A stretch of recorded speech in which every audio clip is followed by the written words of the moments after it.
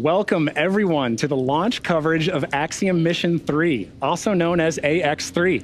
The clock is actively counting down at Kennedy Space Center in Florida, and our 4 all-European crew members are already on board and strapped into Dragon, preparing for liftoff from Launch Complex 39A. Good afternoon, everyone. I'm John Rackham, Spacesuit Ventilation Lead for Axiom Space based in Houston, Texas, and I am very excited to be covering Axiom's 3rd crewed mission to the International Space Station. And I'm Kate Tice, Senior Quality Systems Engineering Manager here at SpaceX. It's so great to have you back with us once again, Thank you, John. Kate. I'm excited. We're here at SpaceX headquarters in Hawthorne, California, with SpaceX Mission Control Center just behind us, actually live view there inside Dragon capsule with our AX3 crew. We're counting down to our first human spaceflight mission of 2024. AX3 follows a busy 2023 where SpaceX completed 96 missions, delivering astronauts, cargo, satellites, and other cool payloads to orbit.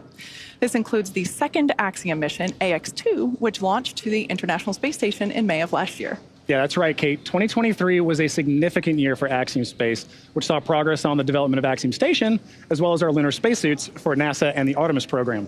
And as you mentioned, all of this was punctuated by the success of our AX2 mission, which saw 3 new astronauts fly to orbit under the command of Peggy Whitson. Flight computer is now transitioning to pad hatch closed. And as a final reminder, ensure all items are secure from now through launch.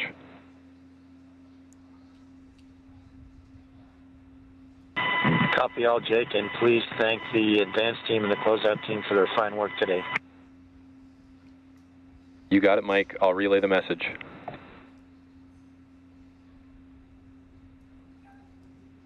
All right, so there on the right-hand side of your screen, that's SpaceX Core or Crew Operations and Resource Engineer for today. That's Jake Vendel.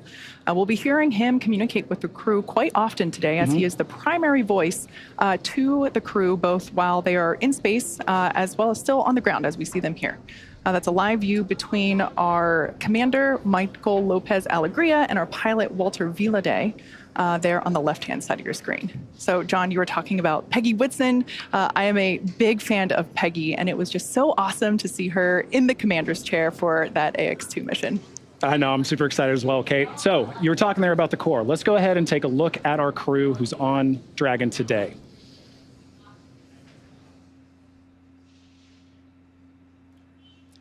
All right, well, this crew is the first all-European crew. We have our commander MLA, Michael Lopez Alegria, but beyond that, it's noteworthy to note that the AX3 is the first all-European commercial crew to visit the orbiting lab, including the first astronaut from the country of Turkey. So we have a lot of ground to cover today, but our immediate focus is those 4 astronauts that you see on the screen. So let's go ahead and introduce them to you now. As I mentioned, first up, the commander of our flight today, Michael Lopez Alegria, or MLA, is no stranger to human spaceflight. He is a dual citizen of the United States and Spain.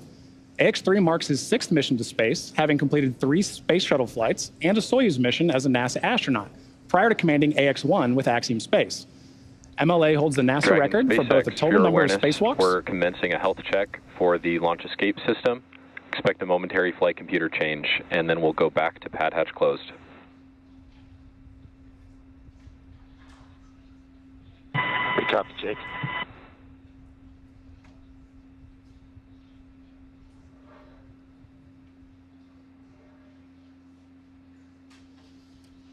MLA holds the NASA record for both the total number of spacewalks, or EVAs, and the cumulative amount of time spent conducting spacewalks. In 2020, he was inducted into the U.S. Astronaut Hall of Fame, and today, when he's not in low Earth orbit, MLA serves as Axiom Space's chief astronaut. Our pilot on today's flight, Colonel Walter Villaday from the Italian Air Force, is taking his inaugural trip to low Earth orbit. Villaday currently serves in the Italian Air Force and as head of the Italian Air Force's representative office in the United States. He has completed cosmonaut training as a space engineer, participated in multiple analog training missions, and flown a variety of aircraft and missions as an active flight engineer in the Italian Air Force. This mission is significant for Italy in that it commemorates the 100th year since the founding of the Italian Air Force. And our 3rd crew member for today's mission is Mission Specialist Alper Izirace. Through this mission, Alper becomes the first Turkish astronaut to go to space. With 15 years of experience across a myriad of aircraft for the Turkish Air Force, Izirace got his start in the Air Force Academy in Istanbul, Turkey, and earned a master's degree from the U.S. Air Force Institute of Technology. He then flew as a commercial airline captain for several years before returning to duty in the Turkish Air Force. And on a further note, this mission marks the 100th anniversary of the founding of the Republic of Turkey. And finally, we have mission specialist Marcus Want, a lieutenant colonel in the Swedish Air Force. He flew 9 years as a fighter pilot and graduated from the U.S. Navy Test Pilot School at the top of his class. In November of 2022, Marcus was selected by the European Space Agency, or ESA, as an astronaut reserve. However, with the AX-3 mission, he becomes the first project astronaut in ESA's history, a new designation in their ranks. In just a few short hours, he'll be only the second ESA astronaut of Swedish nationality to ever go to the International Space Station, a milestone marked in a year of jubilee as the 500th anniversary of the founding of the country of Sweden. So as you can see there, this crew has an immense amount of training behind them, both individually and as a team. They bring years and years of experience and preparation to this mission, and together they make up that first all-European crew, each proudly representing their respective nations. Missions like AX-3 help expand that path to low Earth orbit and open up the doors to others to follow. So this crew is prepared, they're now strapped in and ready, so let's recap how they got to this point. Crew first started their day with ending their pre-flight quarantine phase. They took a flight to KSC. They got to see their vehicle as they flew in to the launch landing facility at Kennedy Space Center. And at that point, they arrived to be able to say goodbye to their friends and family and wave to them before getting handed over to SpaceX for the rest of their day. At T-minus 4 hours, we had the weather briefing. Actually, there we can see the first view of the crew as they exited the Falcon Support Building. That's about a half-mile down the road from the launch pad. I love this part where they get a little wave. They then got into the Teslas, which transported them up, like I said, about a half-mile to the launch pad. Of course, they're physically fit. They could walk it, but we want to make sure they stay cool and comfortable. So these are the Teslas arriving to the launch pad. And one of my, this is a great view here of the crew. Just look at that calm, that patience. I feel like if that were me, I would just be busting with excitement. Yeah, well, they are. And then they get out of the Teslas. And then, you know, one of my favorite moments for whenever we launch astronauts from Pad 39A is coming up. It's really, we should come up with it, like this astronaut lean back, something where this excitement of seeing their spaceship for the first time on launch day. Of course, they have seen Dragon, they've seen Falcon before. And now at this point, we can see crew walking down. There you can see Marcus Want and Alper Izarache. They're giving a thumbs up. They are excited to be on this flight today, and we're excited to have them. All right, so as we saw, actually that view right there, the crew, they are already in their chairs, they're strapped in. They are still, the closeout team on the exterior, still working through the side hatch closure. But coming up next, we will have, actually you can see that closeout team there. So this involves closing the hatch, inflating the seal around the hatch to make sure that the pressure is good, and then they hold that pressure there to make sure there's no decay or leaking from that side hatch seal. Once we get confirmation that that hatch seal is good, we'll be good to go. After that, we are expecting a post-ingress brief to occur. We'll also have crew access arm, which is where these individuals are standing right now. This is in the crew access arm. As the name suggests, this is what allows the crew to access the Dragon capsule side hatch there, as you see. So we're going to retract that away. Then we'll step into propellant loading, terminal count, and obviously the moment that we're all excitedly anticipating in just under 2 hours from now, liftoff. So with all of that, let's check in with Ronnie for a countdown status update. Thanks, Kate. I'm Ronnie Foreman, a commercial sales manager here at SpaceX. We are currently just about 1 hour and 57 minutes away from launch, and everything looks good for an on-time liftoff later today. As Kate mentioned, the crew did receive a weather briefing just after T-minus 4 hours. As we approach liftoff, our teams are tracking weather all along the ascent and recovery corridors, ensuring that Falcon 9 is ready for launch and that all possible recovery zones are available if needed. We're currently tracking roughly a 20% chance of weather violation today, and the main constraint we're looking at is ground weather at the launch site. We'll keep you posted throughout the countdown as we continue to monitor those environments. But at Pad 39A, which you've got a view of on your screen, our teams are hard at work, Falcon 9 is powered up, engine checkouts were performed overnight, and the pressurization of the gas storage tanks were completed earlier today, around T-minus 6 hours. Just a few minutes ago, Falcon began its final checks for launch, including a communication check with the crew, which should be coming up here shortly. At T-minus 45 minutes, our launch director will poll the team for propellant loading, and if we're go, propellant load will begin at T-minus 35 minutes. Now, as with all of our launches to the International Space Station, we have an instantaneous launch window, which today is at 4:49 p.m. Eastern. The reason we need a specific time is because Dragon is basically trying to catch up to the ISS, which as we speak is orbiting the Earth at roughly 17,500 miles per hour. That means we have to deliver Dragon to the correct orbit, and we also need to time its trajectory relative to the orbiting laboratory so that they are both in the same place in orbit at the same time.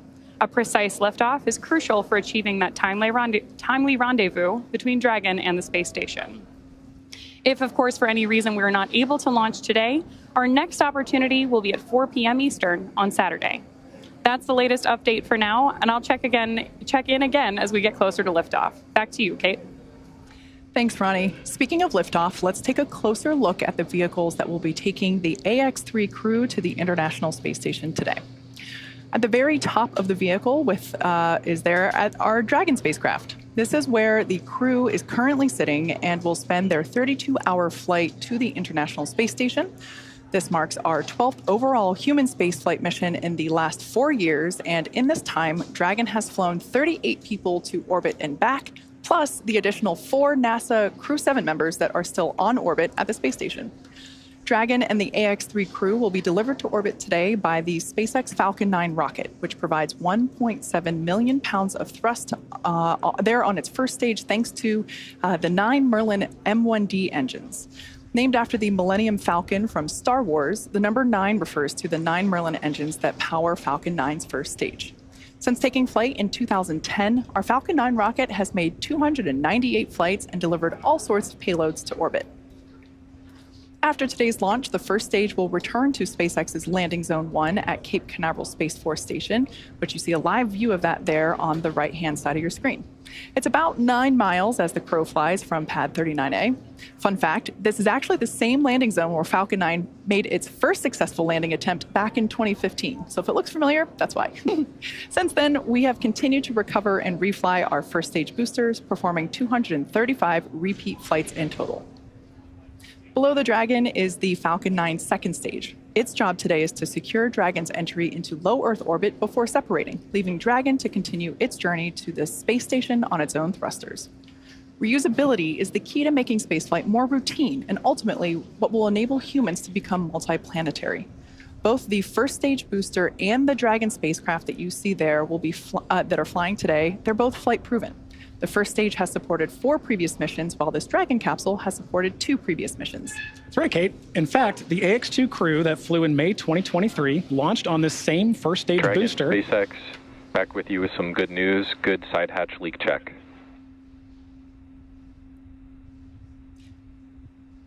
Copy all. Thanks, Jake. All right, good news there. We got confirmation that that leak check was good, so the side hatch is now closed, and it will remain closed until the crew comes back to Earth in about 2 weeks. Fantastic. All right, well, still looking at that view there. As we mentioned, the AX-2 crew that flew in May 2023 launched on this exact same booster and flew the second flight of this Dragon capsule. So maybe when we get some views inside the cabin, we'll get to see an AX-2 mission patch in there later. As for the maiden flight, that was with NASA's Crew 4. And as the first crew to fly in this capsule, they had the honor of naming it, which is pretty cool because once a spacecraft is named, it will continue to go by that name for all future flights. Anyway, they chose the name Freedom. Crew 4 Commander Kjell Lindgren said that the name was chosen because it celebrates a fundamental human right and the industry and innovation that emanate from the unencumbered human spirit. The name also honors Freedom 7, which of course is the space capsule used by Alan Shepard's Mercury Redstone 3, the first U.S. human spaceflight mission, which took place on May 5th, 1961. Yeah, Kate, I love that. On that note, right, with Alper on board, Turkiye is taking their first step into human spaceflight on a capsule named after one that first carried the United States into space. It feels like such a poignant underscore to this historic event for the people of Turkey. Absolutely. Now, speaking of Alper, let's talk about the training and that he and all the rest of the AX-3 crew have completed in order to be prepared for this mission. As you might imagine, astronaut training is extensive. from the training that is specific to each crew member's role to learning SpaceX protocols, ISS systems, and preparing for the science and outreach activities that they'll be conducting in space. Private astronaut training is rigorous. Altogether, the AX-3 crew spent about 35 days training inside Dragon.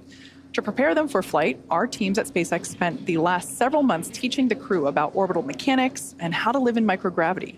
We also used our Dragon training capsules to run simulations of ascent, ISS rendezvous, and reentry. The training program includes nearly 100 different lessons covering all aspects of the flight. The team also spent time at the launch pad, in our suit-up room, and working through emergency procedures that would be necessary in the unlikely event of a pad abort scenario. Right, and beyond these efforts to get to and from station, this crew also spent months training for life on orbit. Living and working in microgravity presents its own set of unique challenges, and skill-specific training flows and simulations help ensure that when crew crosses that hatch, that they're ready to maximize their time on orbit and accomplish their mission objectives. So not only did they need to be certified by instructors at NASA, JAXA, ESA, and Axiom Space, but they also needed to train with the Axiom Space operations team, who will help them conduct their on-orbit events. Ultimately, this team supports crew 24/7 for the duration of their mission. And in order to best facilitate this level of coordination, Axiom Space has leaned on the lessons learned of those who have flown before and built a team that is capable of tailoring a mission to the specific goals of our customers. As we know, every mission is unique. For AX-3, the Italian Air Force, the Turkish Space Agency, and ESA each have their own specific mission objectives for their respective crew members, and together, we are ready to ensure that they meet those goals. Here's a look at what it takes to pull off all the training and rehearsals together to facilitate a successful Axiom mission. The intention is to open access to space. What we're built for is to do that. Suddenly, kids in Turkey might see the world differently, and they might see their possibilities of what they can do with their lives differently because they see a countryman flying in space. We want to enable outreach events. We want to enable science. And part of that is having the support personnel on the ground to be there in real time, working with the astronauts as they go and execute those specific things. So this is the Axiom Mission Control Center, or we like to call it MCCA. And this is built to allow the Axiom Flight Controller team to execute private astronaut missions. We also give our customers the ability to follow along a mission by either providing them voice or video and to participate in the mission. Crew starts about 8 months out from their mission. We do onboarding at Axiom to show them what our team's all about, introduce them to all the people that are going to be helping them on their journey.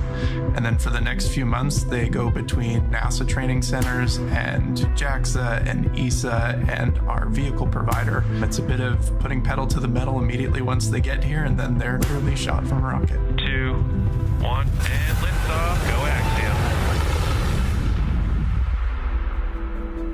We're looking at folks who have medical backgrounds that may not have been flown in the past, which is quite a challenge for the medical team, but at the same time is very satisfying. The thing that drives me is knowing that maybe one day, based on some of the work that I'm doing, one of my kids can go to space, or any of these kids that are watching the launches eyes wide, maybe they have minor medical issues or major medical issues that they think right now precludes them from becoming an astronaut, and that might not be true in 5, 10, 15 years down the line. We are actually in a very exciting stage because we are dialing in and getting comfortable with our short duration missions. And now we're moving towards how do we live in space in our own Axiom module, and how do we eventually separate our own station. We're very excited about the opportunity to be part of that and excited about being able to really shape that. And I think Axiom Space is shaping how the global space community is getting to space.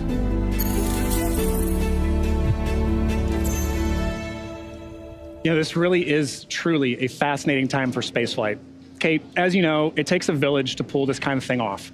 Nothing about human spaceflight is ever routine. It demands discipline, vigilance, competence, confidence, and ultimate responsibility. And we have a responsibility to our customers, our partners, and the world to demonstrate that we embody those values of human spaceflight, to show that this is what we do. And our mission is to enable and ensure global successful access to LEO and beyond. At the end of the day, we want to say, the door's open. Come join the adventure. The AX-3 mission and its crew represent another critical step along that path to opening up low Earth orbit. So to get better acquainted with our AX-3 crew and the agencies they represent, let's head over now to Sonia Gavankar-McKay, Axiom Space's Director of Digital Strategy at the Kennedy Space Center. Sonia, you've had a chance to talk with teams from each of the European nations represented on board today. Is there a common theme in what they're anticipating for this mission? Absolutely. Thanks, John. You can feel the excitement here at OSB2 with our special guests who had a hand in making this mission a success. Our partners are moments away from seeing our shared success in opening LEO to even more countries. We'll hear from representatives from each of our crew members' home nations in just a moment. But let's start with Walter Villaday. Walter has been part of Team Axiom Space for years, starting back as a backup crew member for AX2. Just another moment in his long journey to space. Let's hear more from him on this moment in his career. On the Air Force flag, we have 3 words: Virtute Siderum Tenus, with bravery to the stars. Those words still are in my head, especially now, because they were a really strong motivation to me to keep going. The most difficult part is not become an astronaut, it's being an astronaut. It's be patient and waiting your time. It's not the same for everyone. For our family, they've been along with me through all over this journey. It took almost 12 years to get to this point. After so many years of waiting, they really see this opportunity, this mission as, hey, that you in the end really make it. I am Colonel Walter Villaday, Italian Air Force, AX3 pilot. The great opportunity was to join the Air Force when I was around 19 years old. Going to the Italian Air Force Academy was a kind of a turning point to me. I was the right person at the right moment in the right place, and I had the opportunity to become the first space engineer in the Air Force. Walter's been at this for a long time. He did several rounds of training at the Gagarin Cosmonaut Training Center, and so he is no stranger to what it's like. I was deployed in Russia for 18 months just to go through the entire cosmonaut training. It's very interesting. It's a completely, I guess, a very unconventional path, but really fascinating. Our mission specialists have been cleared to unstrap and enjoy the zero-G experience. I had the privilege to fly with the Virgin Galactic suborbitally, and of course it's not exactly the same, but nevertheless I was strong. I'm the 8th Italian astronaut flying to space. For Italy is very important because this is the first mission that we are doing in the commercial space flight. There's a lot of opportunity at stake for Italy, for the Italian people that are looking at space as a real future for them. This crew is amazing, and it's not just a pure formal statement. I'm learning from all of them. I hope to bring, of course, some positive in this interpersonal relationship. The friendship with these guys, it's an amazing gift. I really hope that this mission can inspire the Italian young generation to look at space as an opportunity and to believe in their dreams.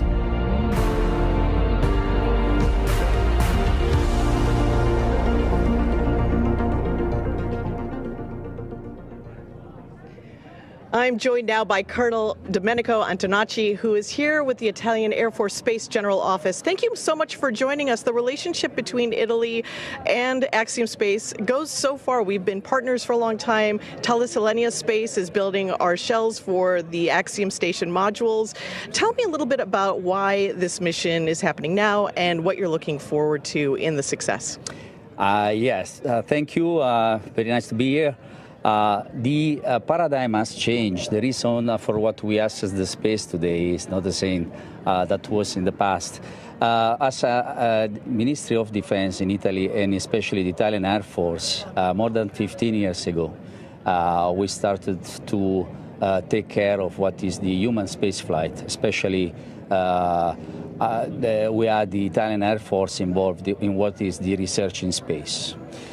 So this process comes back from so a long time, and after that, a few years later, we did an agreement with the Italian Space Agency, and it was at that point that we were looking to, after the 2011 with the Space Shuttle retirement, we were looking at what was the future.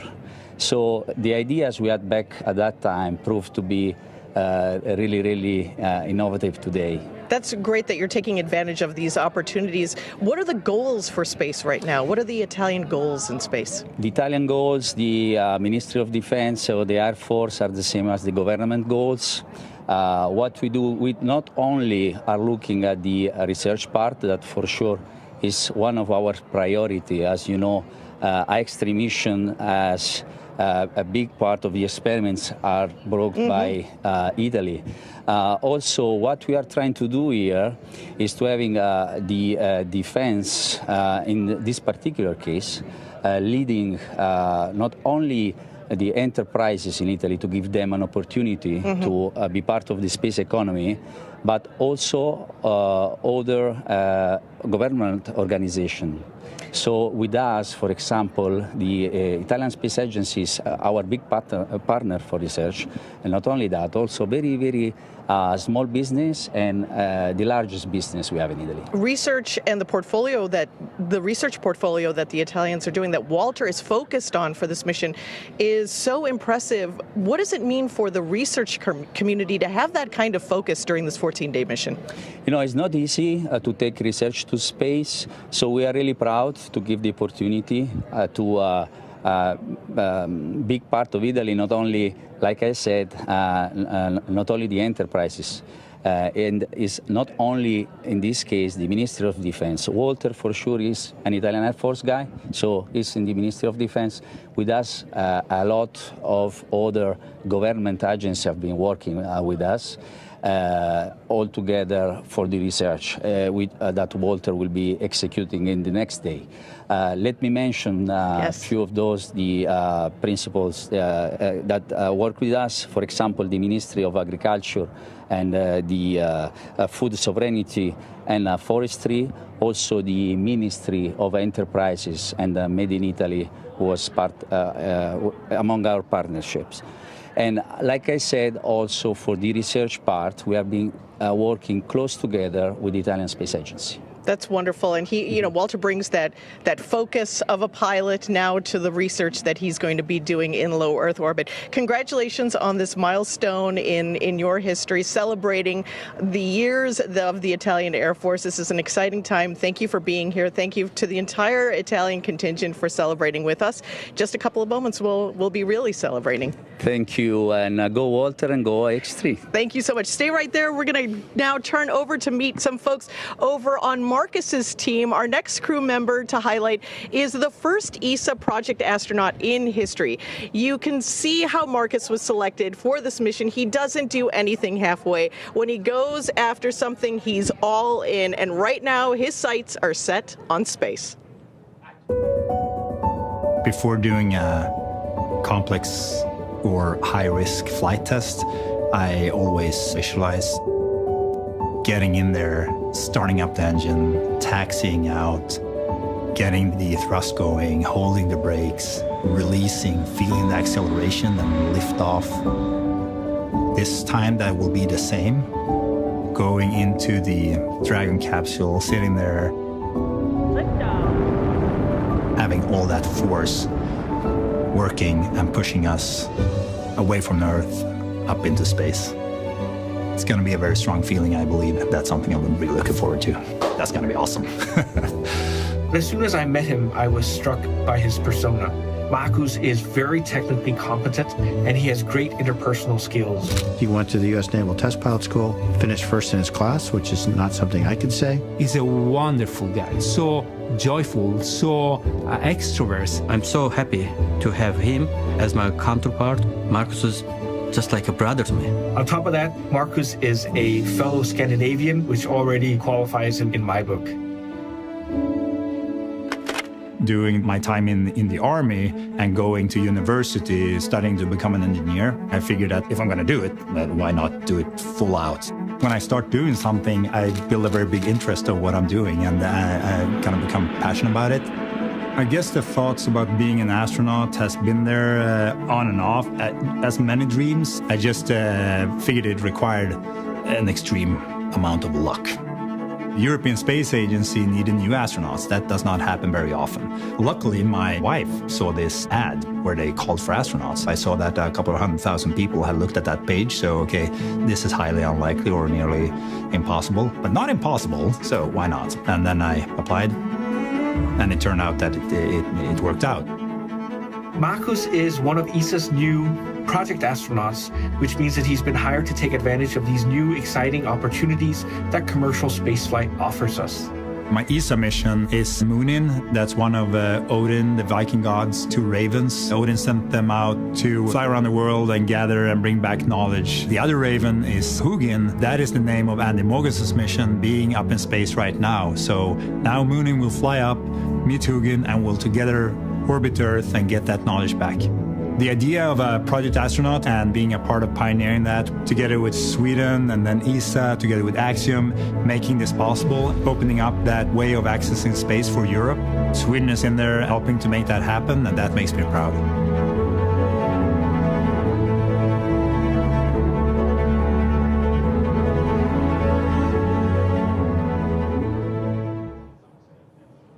I'm joined now by Daniel Neunschwander, Director of Human and Robotic Programs for ESA. Welcome, another exciting moment and milestone in Swedish history and ESA history. ESA just launched this reserve astronaut program. Tell us why that was something that you augmented your programming with and what it's done for the success of ESA.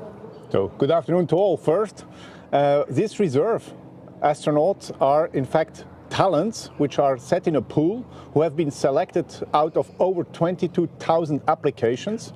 And when the opportunity arises, they can become project astronaut, as Marcus today. And I'm really excited because it allows us to do more space activities. It allows us to serve ultimately more member states of the European Space Agency.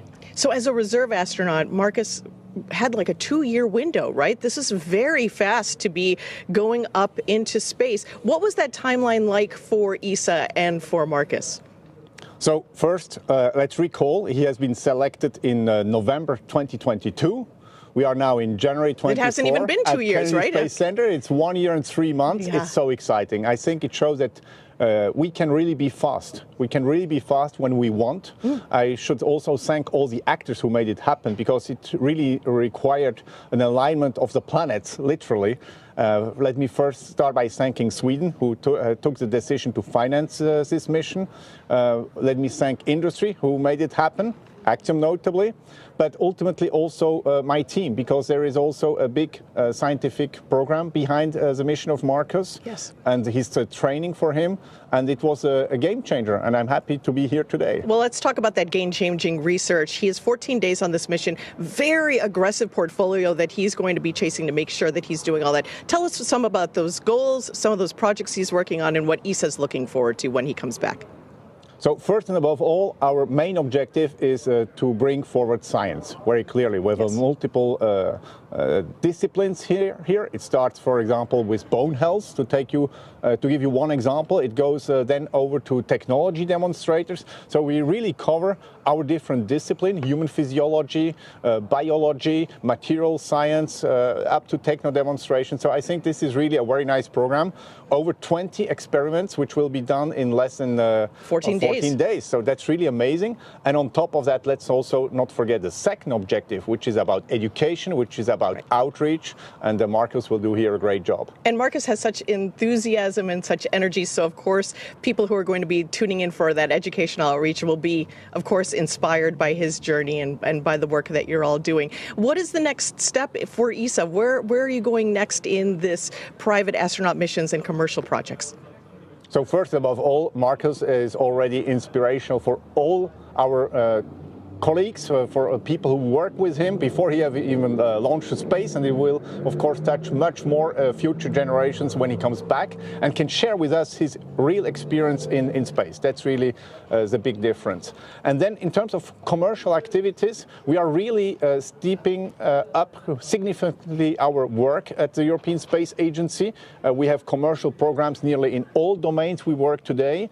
In exploration, we definitely want to have more commercial commercial actors when it comes also to our transport delivery missions.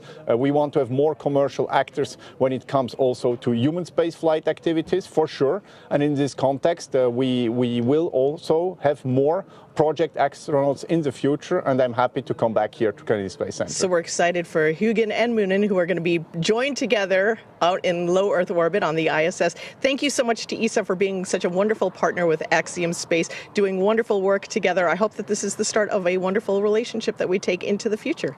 Thank you. Looking forward. We have some more crew members to introduce you to. Our next crew member is from the country of Turkey. We want to highlight the ambitions of this mission and the future in space for the country of Turkey. Here's more on Alper's inspired and unexpected adventure leading to low Earth orbit. When I was 5 years old or 6 years old, I was in our village. I was next to my grandmother. When I first saw an airplane, I immediately told her, I want to be the driver of that plane. I have always been amused with the feeling of being able to do any kind of maneuver in the sky with wings. The most that I could make it so far was 51,000 feet. I'm really wondering how I'm gonna feel like when I look at the blue Earth with my bare eyes. It is gonna be an amazing feeling being able to fly in a space without any wings. Space has never been a part of my dreams, ever. Because as a country, we were completely out of this field. So when it comes to space, when I saw it in the documentaries or the movies, I would always immediately encourage myself, hey, that dream belongs to other nations. 10. ve son hedefimiz, evet, bir Türk vatandaşını uzaya göndermektir. In the middle of the night, I'm coming back from an operational flight and I see the news. It is our president announcing their monumental decision to send the very first Turkish person into the space on our centennial history. For a country like Turkey, it's important. That is just opening a curtain which has always been blocking the dreams of our children. And from that moment on, I started to think about it seriously. It was a really long, rigorous process that we went through. At the end, we were selected to the program. It felt great. It felt amazing. Alper is polite. He's also extremely competent professionally, very thorough. He's very humble, but he's a very precise, very, very unique person. Even though we come from very different cultures, our backgrounds are similar, so our common language was easy to find. My name is not important. The important thing for the people is to remember that their country has been determined enough to be able to step into the future, to be able to dream not to the limits of the sky, but deep into space.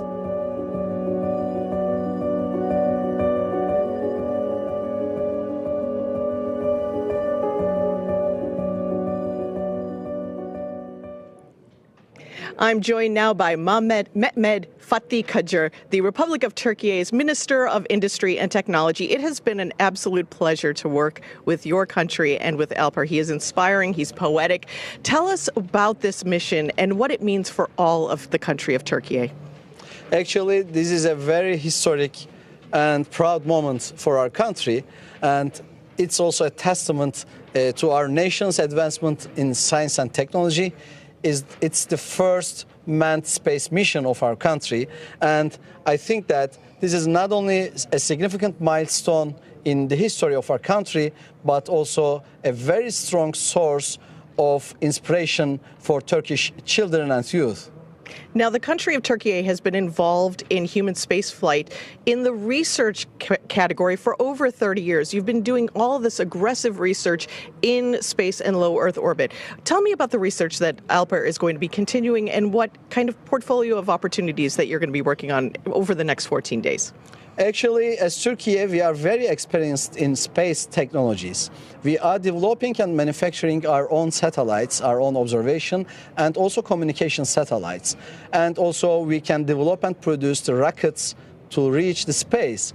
But when it comes to manned space missions, it's now the very first time for us. And this mission will be also a scientific mission.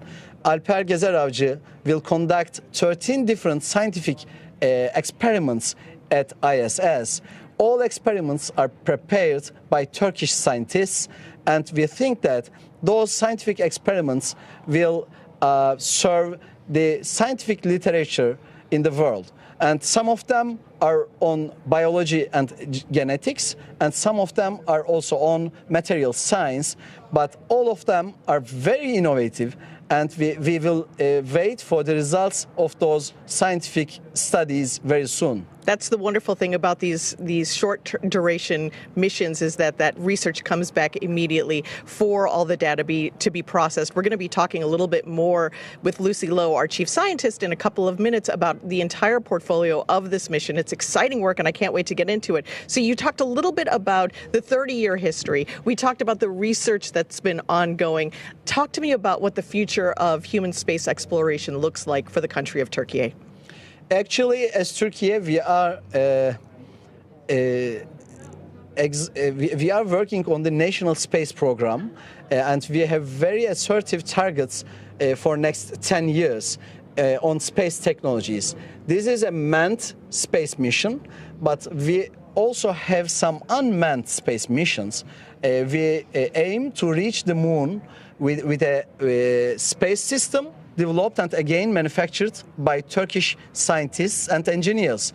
And after this mission, we will send the second Turkish astronaut for a suborbit flight. And then we hope that we will have many different manned missions next year.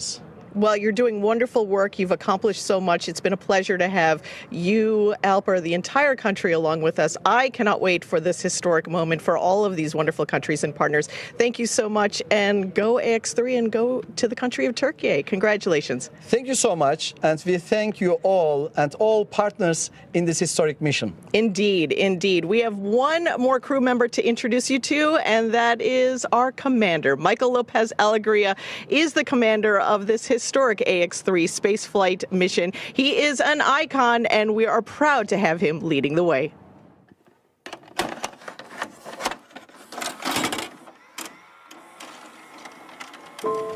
I feel truly blessed and lucky to have had this career path.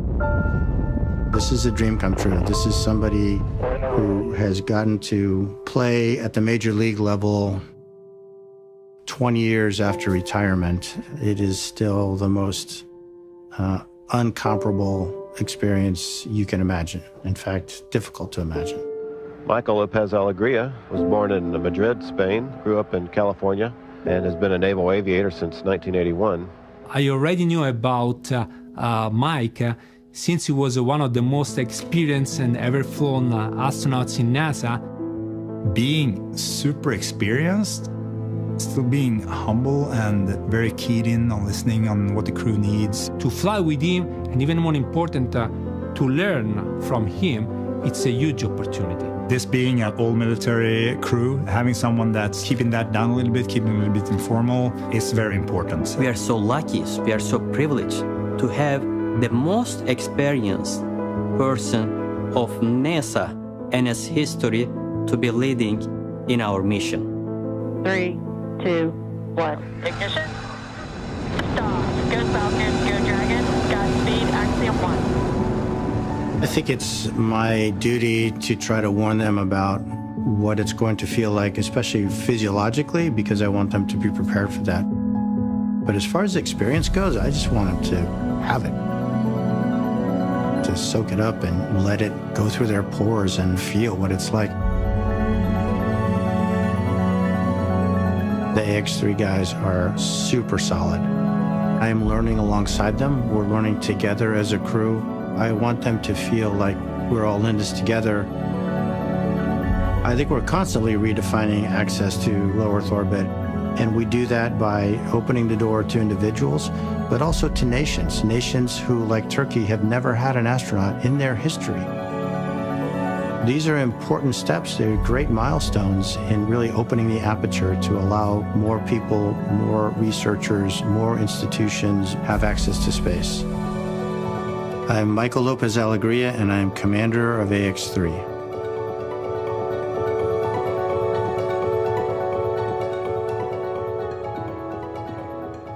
The AX-3 crew has been a pleasure to support. It's been an inspiring journey to watch as Michael Lopez Alegria's leadership really kicked in with this crew as they learned together. And I think all of our partners are really, I want to thank them for helping us learn more about each of the astronauts and their countries and their missions over the last couple of minutes.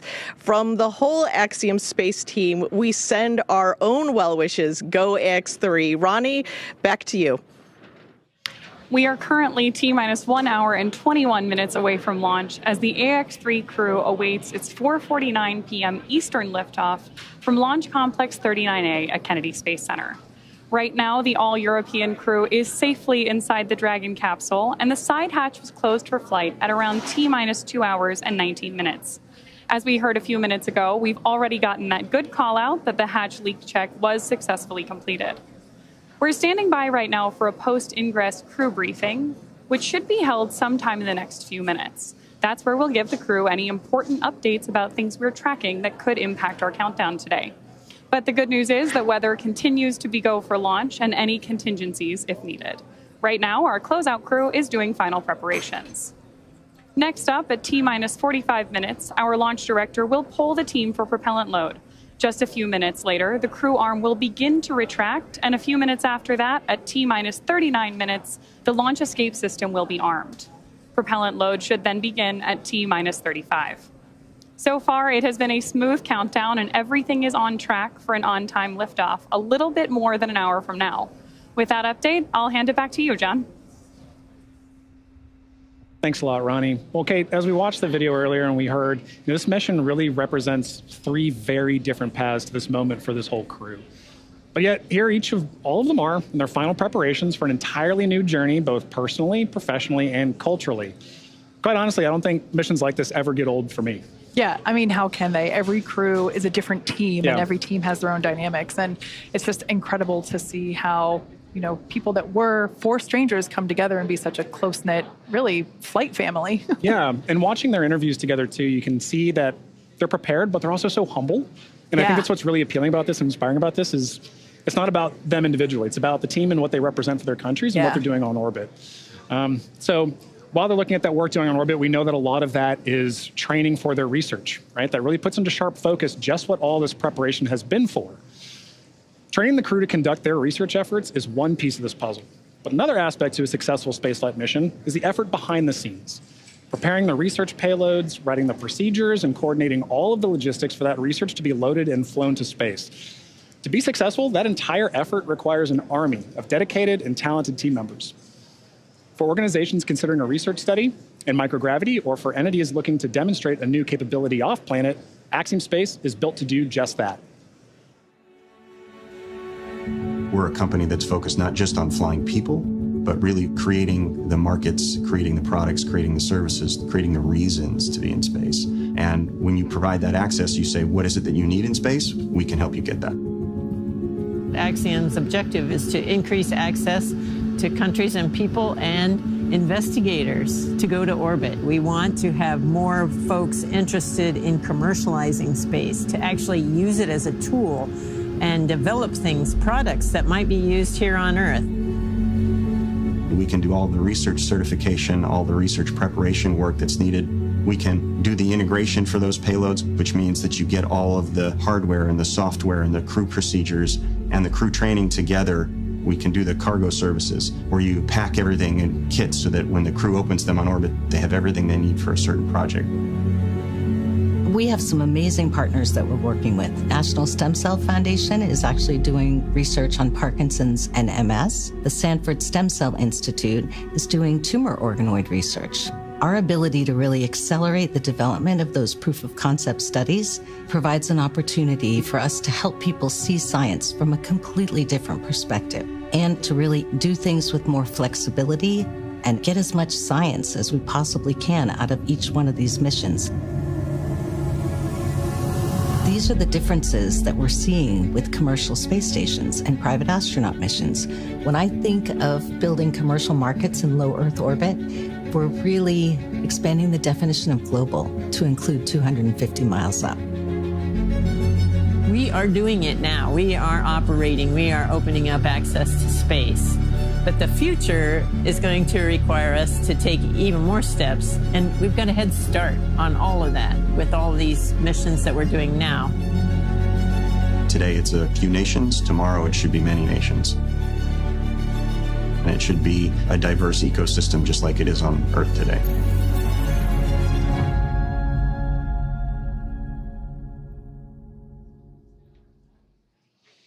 Of course, a significant amount of the research and experiments performed in orbit need to be brought back, as Dragon is the only spacecraft currently flying that is capable of returning significant amounts of cargo to Earth, whether it's returning time-sensitive experiments from the ISS or bringing back science performed inside the spacecraft while on orbit.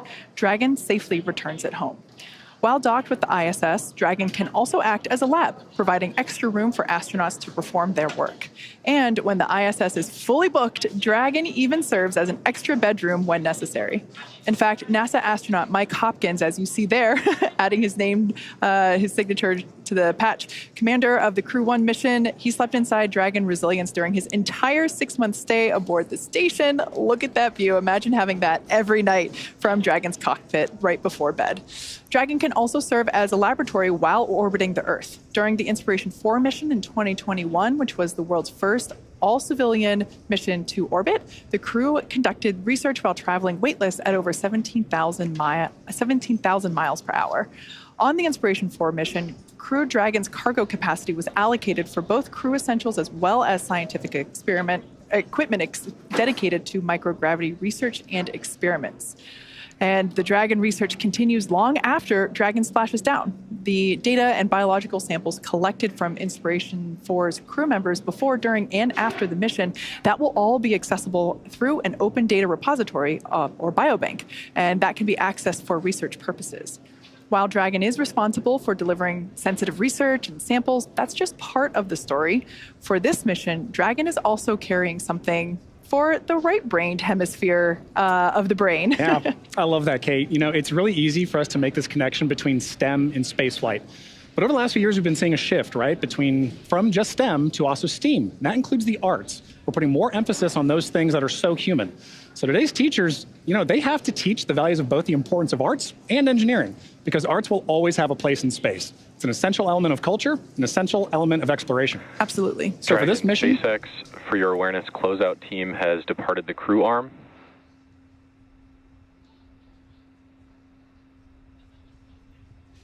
SpaceX Dragon, we copy.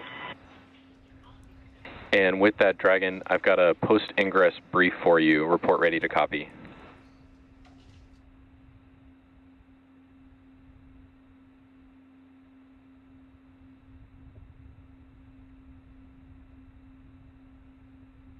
Ready to copy.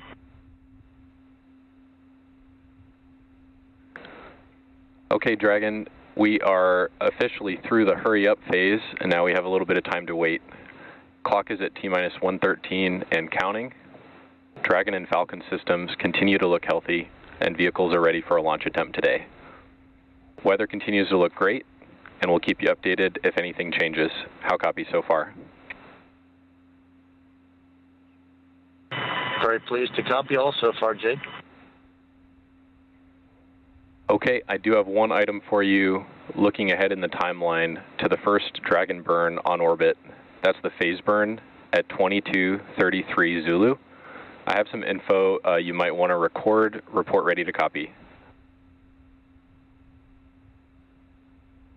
Ready to copy. Okay, for your awareness, we have a TDRS gap starting at 2225. That's 11 minutes before the phase burn, and it ends at the same time the burn ends. That's 2242. The impact is that we in Hawthorne will not have live data or comms during the burn. That said, pending successful on-orbit Draco checkouts, we will be taking the burn and will rely on onboard vehicle automation to halt the burn if necessary. After the burn, we'll get a data dump and catch back up with the vehicle. It's not unprecedented in our flight history to not have data during the burn, but I'm letting you know. How copy? Okay, give us a minute here, Jake. Sure thing, and let me know if you'd like any of that repeated.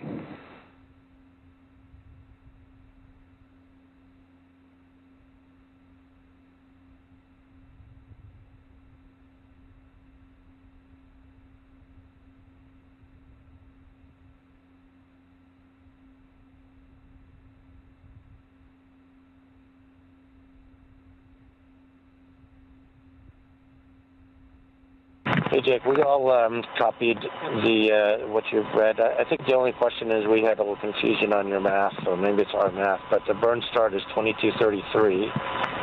The LOS is 22:25 to 22:42. I thought you said 11 minutes, but either way, we'll come AOS around the end of the burn. You guys will get the data, and then we'll talk about any deltas, correct?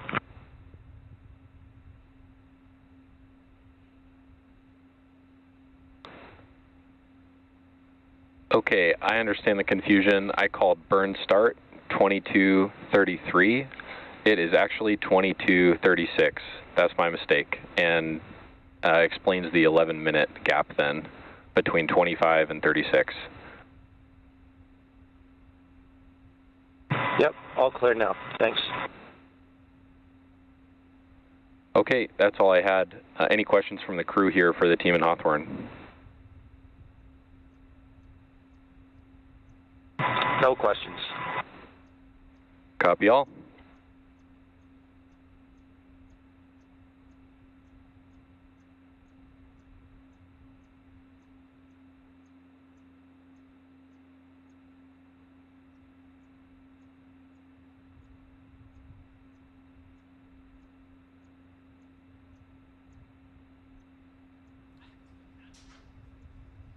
All right, so that was the post-ingress crew briefing. That's the opportunity for SpaceX Core, which is the crew operations and resource engineer, to relay any important information to the crew, as you see seated inside Dragon Freedom. We do this every launch, and that was actually a great example of why we do this and like the structure of those briefs and communication. So RP1 bleed has started. Jake Vendel, the SpaceX Core today basically was saying really good news. Everything is looking healthy on both vehicles, Falcon 9 and Dragon, and the weather looks great. Like, that is music to our ears on launch day. He also gave the crew an update on the timeline regarding an expected loss of signal right around the phase burn, which is one of the burns that Dragon performs in order to reach the International Space Station. And you heard Core say how copy, and then crew basically processed that information and said, wait a minute, we have a question, and so I thought that was a really good example of why we do what we do whenever we have these back and forths, because sometimes something gets misread or something is not understood, and it's absolutely critical that we have clear communication to make sure that everybody is on the same page and is expected. So all in all, really good post-ingress brief. Like I said, all music to our ears. So everything is looking good for our liftoff in just under 1 hour. And let's see, we're looking at 1 hour, 8 minutes, and 45 seconds. That's a perfect recap, Kate. You know, for something like that, that really emphasizes how we're going to get into the future together, into low Earth orbit and beyond, right? So for Axiom Space, our future is Axiom Station.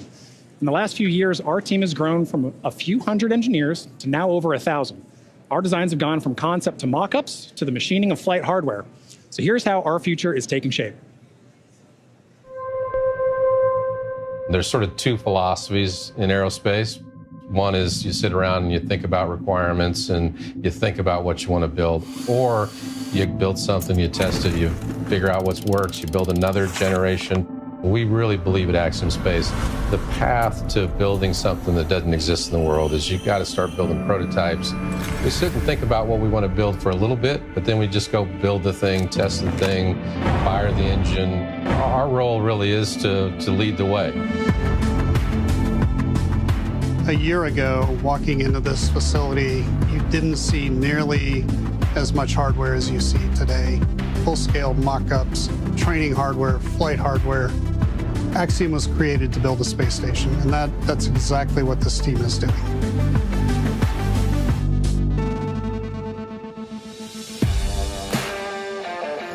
We're still on target to launch our first module the end of 26. The pressure vessel is undergoing welding at Thales Alenia, our partner in Italy.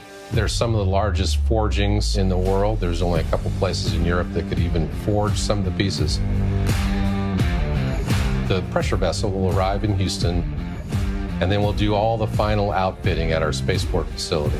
And in the 50-year history of human spaceflight in Houston, it will be the first human-rated spacecraft ever built in Houston. Our teams are building all the other things. The life support system, the guidance and navigation, we're building our own propulsion system. Our philosophy is to keep as much engineering in-house as possible. It allows us to have long expertise over a long time because we want to be building modules and adding to our space station for years and years.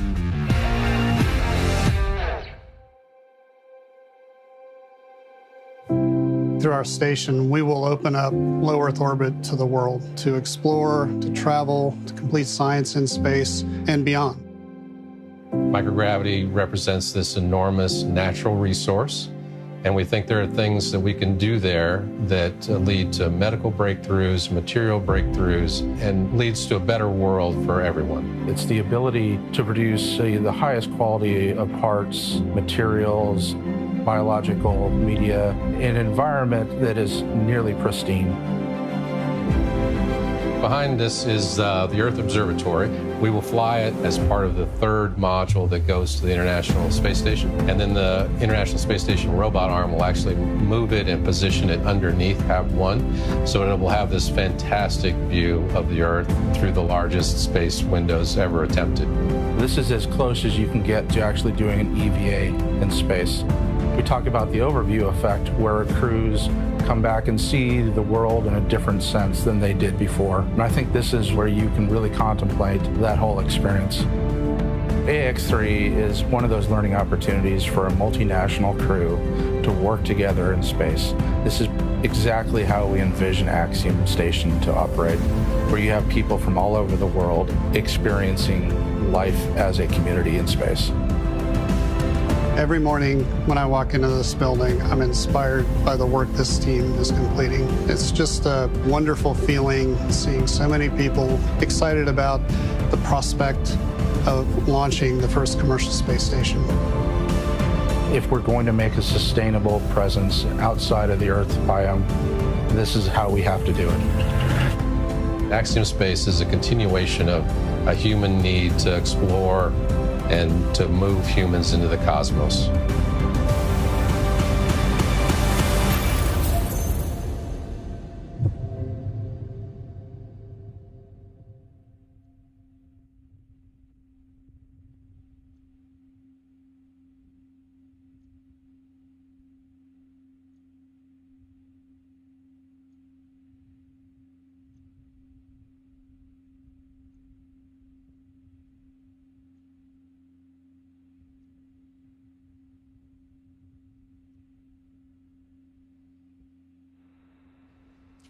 For those of you that have recently tuned into our webcast, we are now 1 hour, 3 minutes, and 45 seconds away from the launch of the Axiom 3 crew to the International Space Station. Joining us now from ISS Flight Control Room at NASA's Johnson Space Center is Courtney Beasley. Welcome, Courtney. Hi, Kate and John. I'm happy to be joining you guys today, and we are looking forward to launch from Mission Control Houston. Courtney, we're so happy to have you guys here today. We're happy to be together in this room and talk about this crew. AX-3 is the first, all European crew. This is a historic flight for them. It's a historic flight for Axiom and NASA and SpaceX. This is an incredible group. They've worked diligently, both individually and together, to get to this moment. They're representing, across the four of them, 5 different nations. As you mentioned, they've trained extensively as a team, but now they're ready to be a part of that effective and contributing ISS team. Yeah, as we mentioned before, Michael Lopez Alegria is the first repeat flyer in the Dragon program history, which... SpaceX Dragon for cabin temp.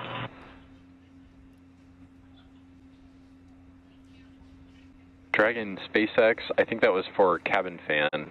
Go ahead. Actually, Jake, it was for cabin temp, and we're feeling just a little bit on the cool side here, wondering what the options are for warming it up. Copy. Understood. We'll take a look at it. Thank you. All right, some quick back and forth there with the crew and SpaceX Core, basically just asking to if there's any options to warm up the cabin. They're a little cool. As I was saying, MLA, our commander today, he is our first repeat flyer in the history of the Dragon program, which I guess means that we have to make a frequent flyer member club of some sort. I think you need to give him a punch card for this, and he's no stranger to Dragon, as we're going to look at now. So the voice you heard there, like Kate just mentioned, Michael Lopez Alegria, or MLA, who is no stranger to human spaceflight. He's actually a dual citizen of the United States and Spain, and AX-3 marks his 6th mission to space, having completed 3 space shuttle flights and a Soyuz mission as a NASA astronaut, prior to commanding AX-1 with Axiom Space. MLA holds the NASA record for both the total number of spacewalks and the cumulative amount of time spent conducting spacewalks. In 2020, he was inducted into the U.S. Astronaut Hall of Fame, and today, when he's not in low Earth orbit, MLA serves as Axiom Space's chief astronaut. Our pilot on today's flight, Walter Vilade, is from the Italian Air Force and is taking his inaugural trip to low Earth orbit. Vilade currently serves in the Italian Air Force and as head of the Italian Air Force's representative office in the United States. He has completed cosmonaut training as a space engineer, participated in multiple analog training. Dragon SpaceX, for a different topic, we are about to send a command to cycle the orbit tank ISO valves to equalize low flow pressure. You should hear it. How copy? Okay, we copy. We're standing by. All right, just notification there to the and crew. Dragon, I've got an update on the cabin temp, and it's not necessarily favorable. There's not much we can do at this point from the ground, especially anticipating the heating that will incur during ascent. I'd like to assess if this is something you think you can ride out for another hour here. Absolutely, Jake. Just wanted to ask, but we understand what the priority is here. Copy, Dragon. Yeah, appreciate you asking. Sorry we can't do more in this situation.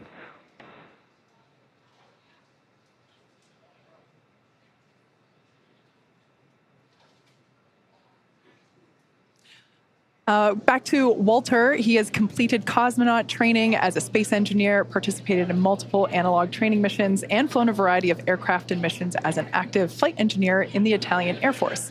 This mission is significant for Italy in that it commemorates the 100th year since the founding of the Italian Air Force. Now, our third crew member for today's mission is Mission Specialist Alper İziraçi. Through this mission, Alper becomes the first Turkish astronaut to go to space. With 15 years of experience across a myriad of aircraft for the Turkish Air Force, İziraçi got his start in the Air Force Academy in Istanbul, Turkey, and earned a master's degree from the U.S. Air Force Institute of Technology. He then flew as a commercial airline captain for several years before returning to duty in the Turkish Air Force. This mission also marks the 100th anniversary of the founding of the Republic of Turkey. And finally, we have Mission Specialist Marcus Want, a lieutenant colonel in the Swedish Air Force who flew 9 years as a fighter pilot and graduated from the U.S. Navy Test Pilot School at the top of his class.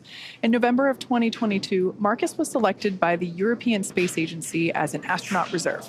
However, with this mission, AX-3, he becomes the first project astronaut in ESA's history, a new designation within their ranks. In just a few short hours, he'll be only the second ESA astronaut of Swedish nationality to ever go to the International Space Station, a milestone marked in a year of jubilee as the 500th anniversary of the founding of the country of Sweden. So that is the AX-3 crew. We are now under an hour until liftoff. We're at T-minus 58 minutes and 10 seconds, and they're going to be heading to the International Space Station.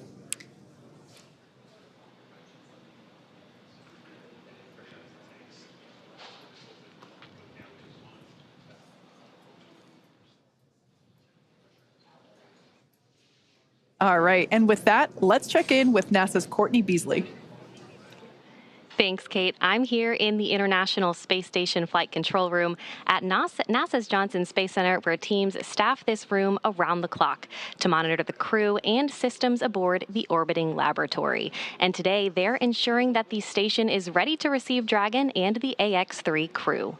Since NASA opened up the space station for commercial activity in 2019, the agency has continued to work with private industry to prepare for the future of low Earth orbit. Now, NASA's long-term goal is to no longer be a provider of low Earth orbit destination, but to be a customer, one of many, purchasing commercially owned and operated services. To ensure this path of tomorrow, we have to work together today. Enabling private astronaut missions on board the space station helps us to refine and mature the processes needed for the future, with NASA astronauts working side by side with private and national astronauts in a new age of science and discovery. And we take this next step together as we continue counting down to launch the AX-3 crew to the International Space Station.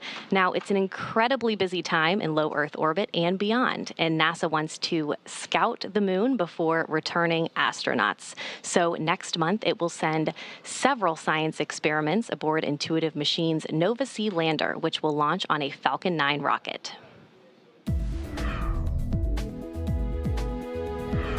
NASA is working with several American companies to deliver science and technology instruments to the moon through CLPS, the agency's Commercial Lunar Payload Services initiative.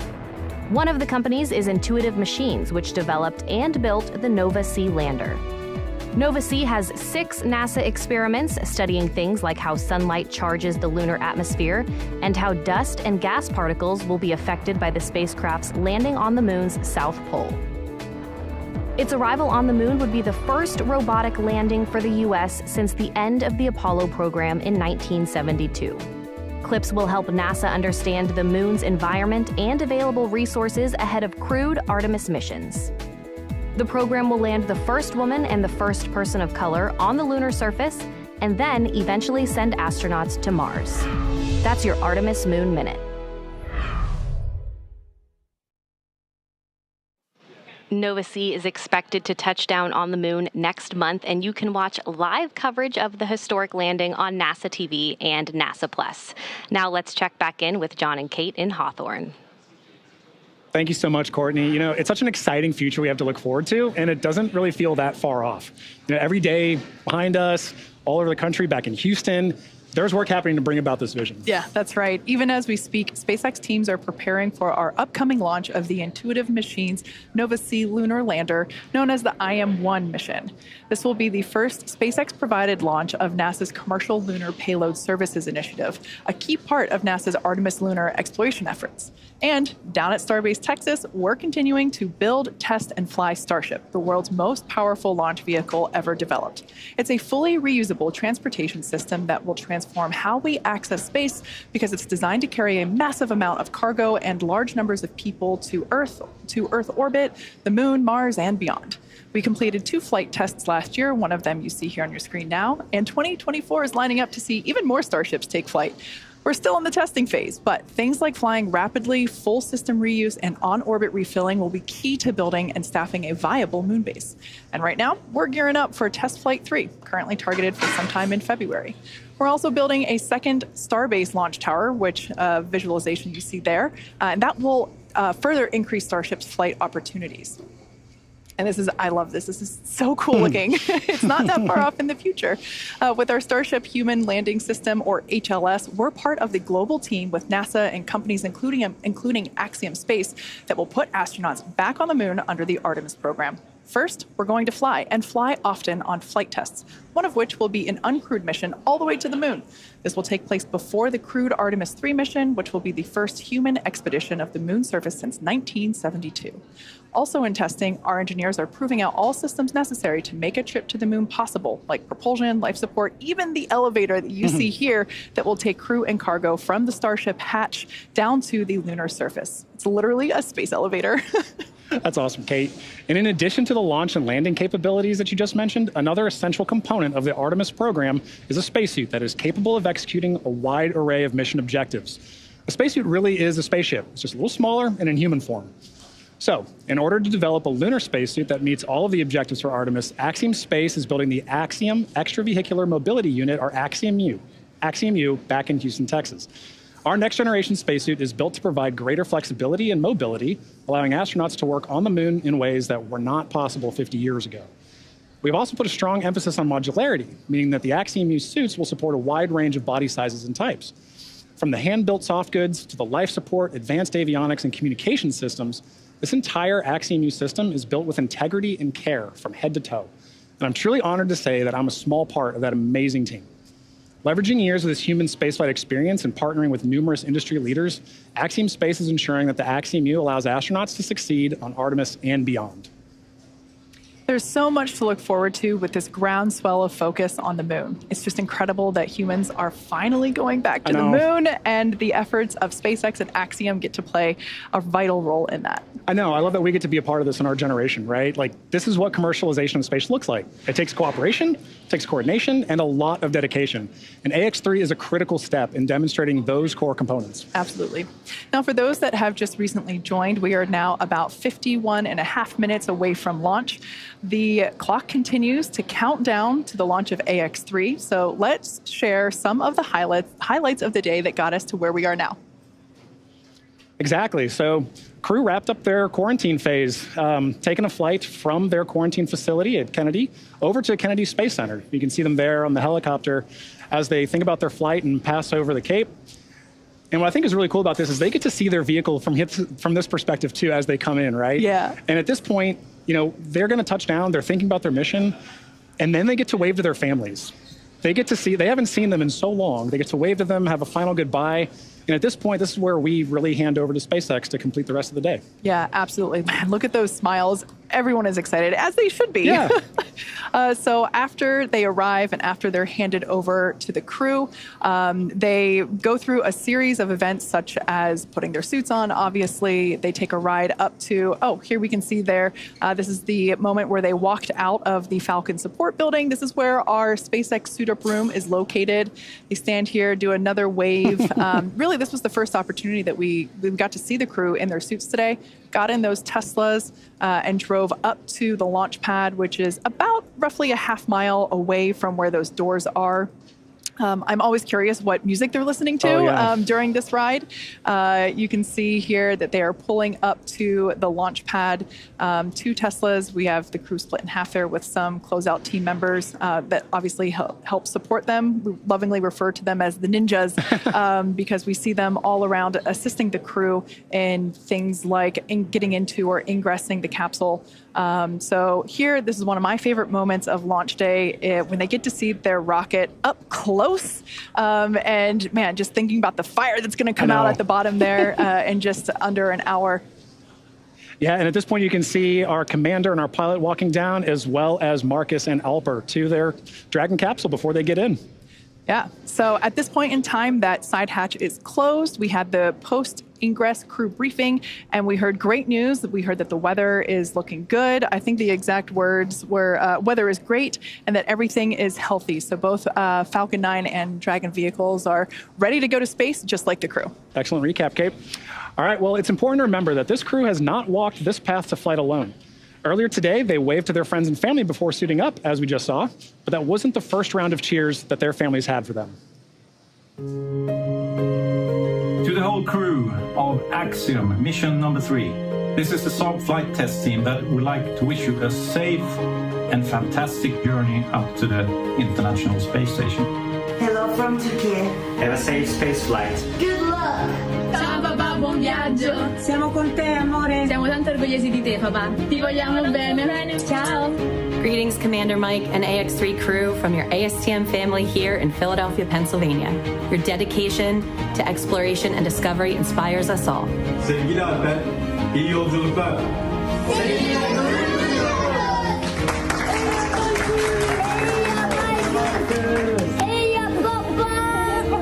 Inno. Rymden!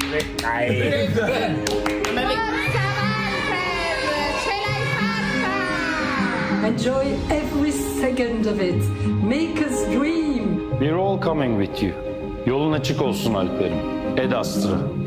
que acuérdate de saludarnos desde allá arriba, desde alguna de las ventanitas. Y nada, aquí estaremos esperándote con los brazos abiertos para cuando vuelvas. Un besito. Congratulations, Alper. We're excited for your opportunity to go into space. Have a good and prosperous time there and get back to Earth safely. Grande bacio, un abbraccio dalla mia famiglia. Ciao! Vai, zio.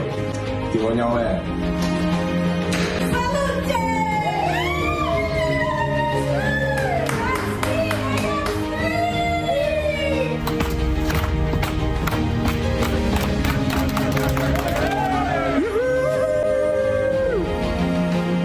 The best of luck and have fun on this life-changing mission.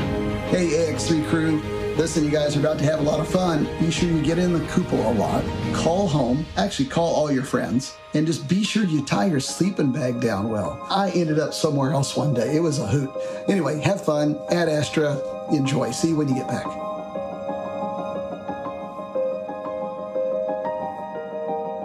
Yeah, those are pretty wise words from John Schaffner there from AX2. Yeah, it's just so fun to see everybody's cheers. Space really is for everyone, including everyone that loves the people going to space. And operators on countdown. Polling is complete. Both Dragon and Falcon teams have pulled go for LaunchScape arm, propellant load, and launch. Stand by for abort instructions.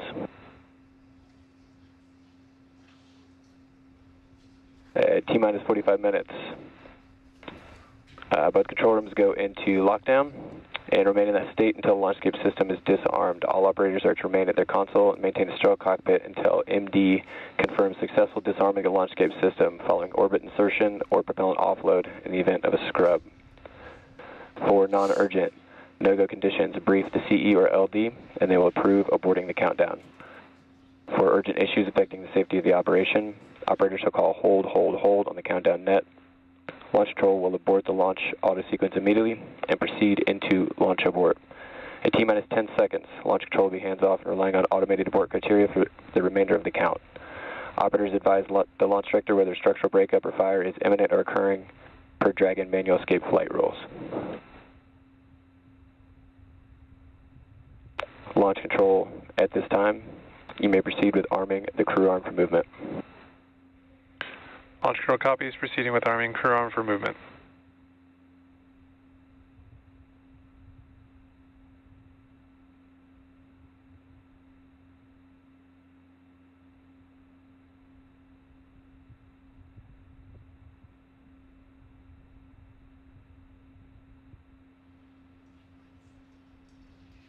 Well, there you heard it. We are go to proceed with propellant load in just under 10 minutes. Crew arm retract has started.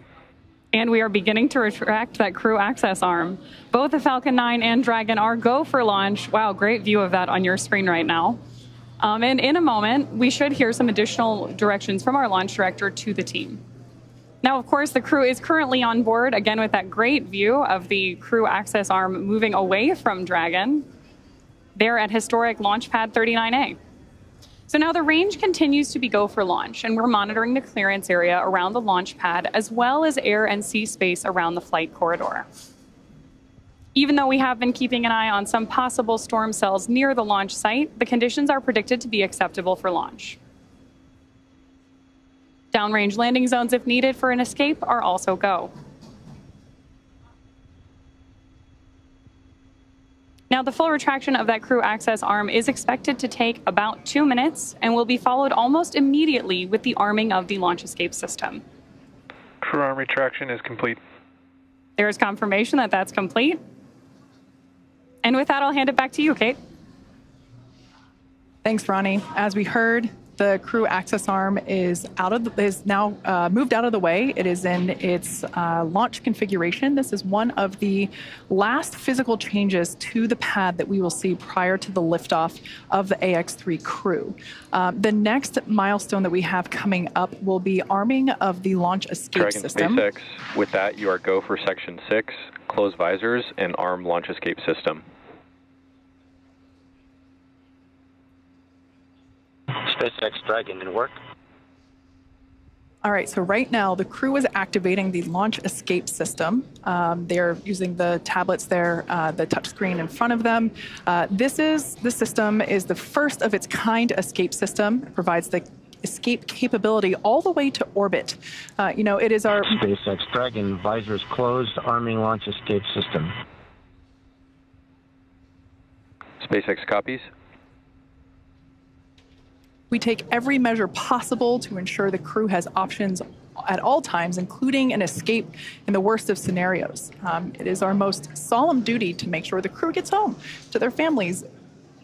And we're here now seeing like we said, the crew is activating the launch escape system. If engaged, it would utilize the Super Draco engines, which are basically extra powerful versions of the Draco engines that Draco uses while on orbit. So generally speaking, we don't want to activate the Super Dracos, but they're there in case if necessary. So launch escape system arming is now underway. But let's talk a little bit about the control rooms that we are operating. Launch escape system is verified armed.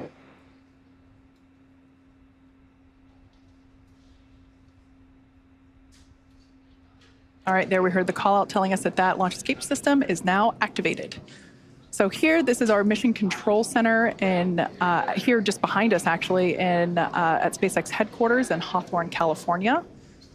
We also have launch control at Firing Room 4 at Cape Canaveral. That team is responsible for monitoring Falcon 9 throughout the countdown and the launch, whereas here, mission control is responsible for close monitoring of the crew and Dragon every step of the way as the spacecraft orbits the planet along its customized flight path. On console, or on headset, as we say, are a number of key positions who are monitoring the health of the vehicle and the crew. The mission director, call sign MD, as you'll hear out on the nets, that person's responsible for mission success and is in charge of the room. You'll also hear a specific role dedicated to communicating to the AX3 crew. We've heard from this individual a couple of times already today. This is Jake Vendel today. This is the crew operations and resource engineer, call sign CORE on the nets. The other positions are focused on things like software, propulsion, navigation, avionics, life support systems, and ultimately communications with the ground segments. SpaceX team members will also rotate on and off to ensure that we have 24/7 coverage of crew and Dragon for the entire duration of the mission, all the way through splashdown. So fun fact, we also have a crew supporting the NASA Crew 7 team in an adjacent control room just next door to this one. So yeah, we have 24/7 coverage for all Dragons up at the space station. That's awesome, Kate. And on that note, for Axiom Space, teams in Houston, as you can see there, coordinate mission support at Axiom Mission Control Center, or MCCA, as you can see on your screen. MCCA is an officially certified control center, joining the large network of other control centers, like you just mentioned, Kate, that support ISS from all over the world. From this secure facility, teams have live access to voice, video, data, all of that streaming from the ISS, and can work alongside their NASA counterparts to run on-orbit preparations and monitor every aspect of the mission in real time, 24/7, for the duration of the mission. This room is led by what we call an AXL, or Axiom Operations Lead. And around the room are also additional supporting flight controller positions that are each responsible for different aspects of mission support. That includes things like research, communications, medical, integration and stowage, and timeline operations. This is a significant step in our journey to expand access to low Earth orbit, as it is only the 12th ground segment partner for the ISS program. And through this facility, we are providing our customers and the global community a front row seat to the work being done on station. Yeah, as you can tell by the names like CORE and AXL, these are really important roles, and everything else kind of flows around them as the center point in those leading those operations, whether it's on the Axiom side or the SpaceX side. So as we await our T0 in just under 39 minutes from now, the ground operations teams are doing a series of system checks to make sure both the Dragon and Falcon are ready for launch. Let's take a look at what the ascent portion of today's mission will look like.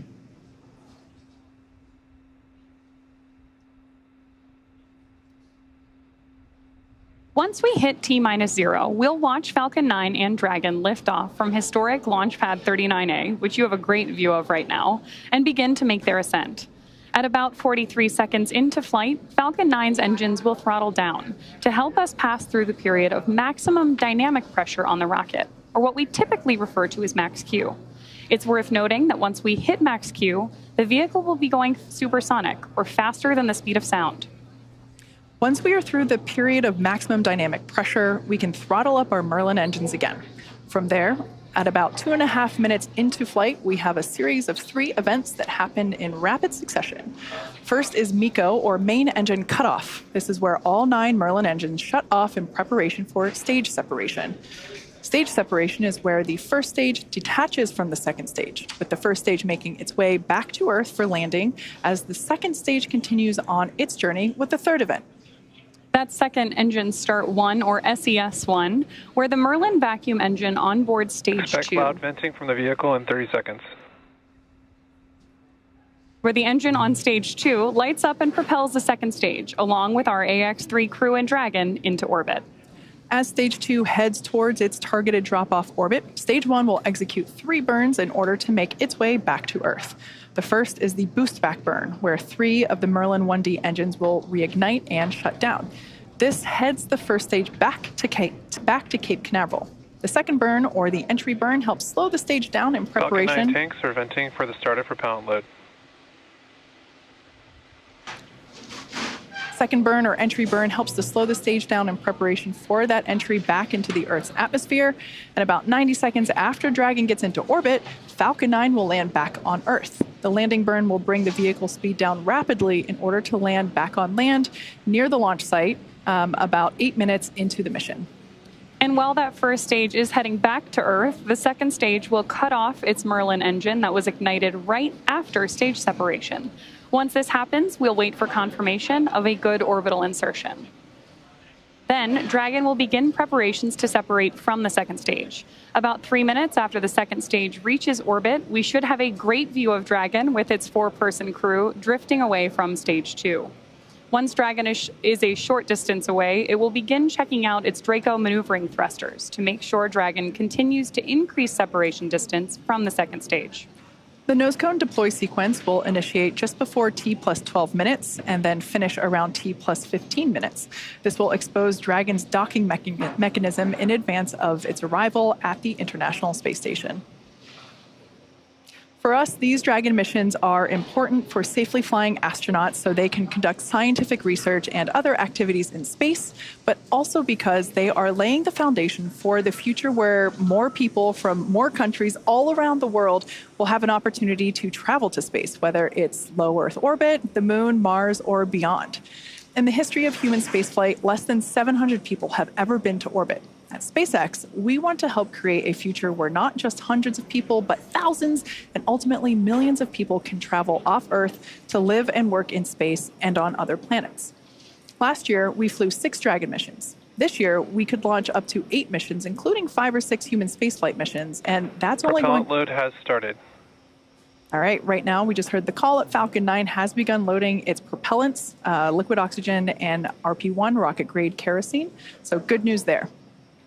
As I was saying, this year that could include 5 or 6 human spaceflight missions, and that's only going to increase in the future. Thus far, we've only launched crew missions from Launch Complex 39A, which is what you see on your screen now. However, to support our growing manifest of Dragon missions, we've recently made some new upgrades to our other Florida launch pad, Space Launch Complex 40, which you see there with a brand new crew access arm being lifted. We're on our way to having 2 launch pads capable of supporting human spaceflight missions, meaning we'll have more opportunities to fly people on Dragon to orbit.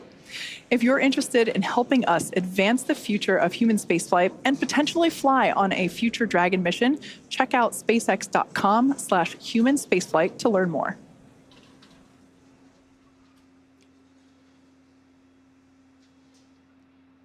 All right, so let's talk a little bit about the training that the crew has gone through in order to be ready for this mission. Altogether, the Axiom 3 mission crew spent about 35 days training inside Dragon, and crew members individually received additional training specific to their role, learning SpaceX protocols, ISS systems, and preparing for the science and outreach activities that they'll be conducting while in space. Private astronaut training is rigorous. To prepare the AX3 crew for their mission, our teams here at SpaceX have spent the last several months teaching the crew about orbital mechanics, how to live in microgravity, and running simulations of full missions from inside our Dragon training capsules. The training program includes nearly 100 different lessons covering all aspects of flight. And if you're thinking it's kind of hard to tell what's the true craning and what's the real capsule, that's true, because they're pretty much identical, and that's the point. The team also spent time at the launch pad, in the suit-up room, and working through emergency procedures that would be necessary in the unlikely event of a pad abort scenario. So let's take a further look at this crew in action. Exactly. The crew spent extensive amounts of training time in historic Building 9 at the Johnson Space Center, learning from certified instructors on all critical systems necessary to ensure a successful stay aboard the orbiting laboratory. The team even prepared for unlikely emergencies, like you mentioned, Kate, and learned how to provide first aid in a microgravity environment. Additionally, they learned how to prepare food and make selections for their meals, as well as learning other mission control positions and how mission control operates to better ensure that mission success during their flight. They also had a chance to familiarize themselves with the gear that will enable them to document their trip, their research, and help them connect with those back on Earth during their outreach events. ESA and JAXA also played a critical role in cruise training. Each module on orbit has its own nuances, so gaining insight into the specialties of their racks and modules is necessary, especially for this mission. Extensive training on station navigation, on-orbit familiarization, emergency response, and repetition of walking through processes and procedures all help the crew maximize every second that they have during their flight. Simulating science research, operations, and even discussing how to sleep in space are all necessary lessons on the path to mission readiness. Now, the National Outdoor Leadership School, or NOLS, provides very unique Earth-based experience for many astronauts before they fly. This is really a bonding experience for the crew. It can't be overstated how much teamwork factors into every aspect of their flight together, and this training in particular aims to thoroughly establish that. They also focus on survival skills, resilience, leadership, equally as important as followership, and overall teamwork to ensure they really are more than just passengers on the same rocket. The camping and outdoor adventure provides a solid foundation for the team to build on throughout their training. NOLS was definitely a highlight of this crew's preparation and training, and you can hear it in their voices and see it on their faces when they talk about their bond with each other. Now, you can't truly experience flying into space until you fly into space. But some really unique tools have been developed to provide the closest experience possible. An altitude chamber can challenge the body with oxygen deprivation in a controlled and safe manner, while Stage 1 cryo-helium load has started. While human-sized centrifuges send the crew members for a spin to simulate the G-forces that they'll experience on launch and re-entry. It can be a bit nauseating, but it does help the crew know exactly what to expect on launch day. Now, at the end of it all, a mission patch is celebrated and it is hung in a tradition since the earliest days of spaceflight. So fittingly, as AX-3 heads to the International Space Station, the crew had the chance to be present for the patch hanging ceremony of their mission patch in Building 9 on that module in Johnson Space Center. Spaceflight is a serious business, but moments of levity and celebration like this help everyone pause and reflect on the incredible accomplishments being achieved every day. No matter how many patches join a canvas like this one, each one is incredibly special because of the people who make it possible. The crew and those here on Earth supporting each mission. So now for more on each crew member's portfolio, we're going to send you out to the Kennedy Space Center with Sonia Gavankar-McKay, the Axiom Space Director of Digital Strategy, who is joined by Axiom's Chief Scientist, Dr. Lucy Lowe. Building on the success from AX1 and 2, now 3 has over 30 experiments, and some of them returning customers. Lucy, good to have you back. This is one of my favorite parts of the pre-launch broadcast because we get to talk about all the science that's happening. There's so much happening. It's over 350 hours of research, which is great. But do we think like this is going to help us here on Earth? Does it really? Absolutely. So everything the crew is doing, it has huge benefits, not only for spaceflight and advancing exploration goals for humanity, but a lot of the research they're doing is really based on benefiting humans down here on Earth, whether it's healthcare, medicine, different kinds of technology applications. Everything they're doing has really tangible benefits to science and technology back down here on Earth. If you had to summarize each of the country's portfolios, how would you do that? Italy, give me some words. They are doing some fantastic technical applications for the Italian Air Force, and they are doing some really advanced biomedical research as well with some of their companies that they're working with. Excellent. Turkey, it's all about bringing all of Turkey together.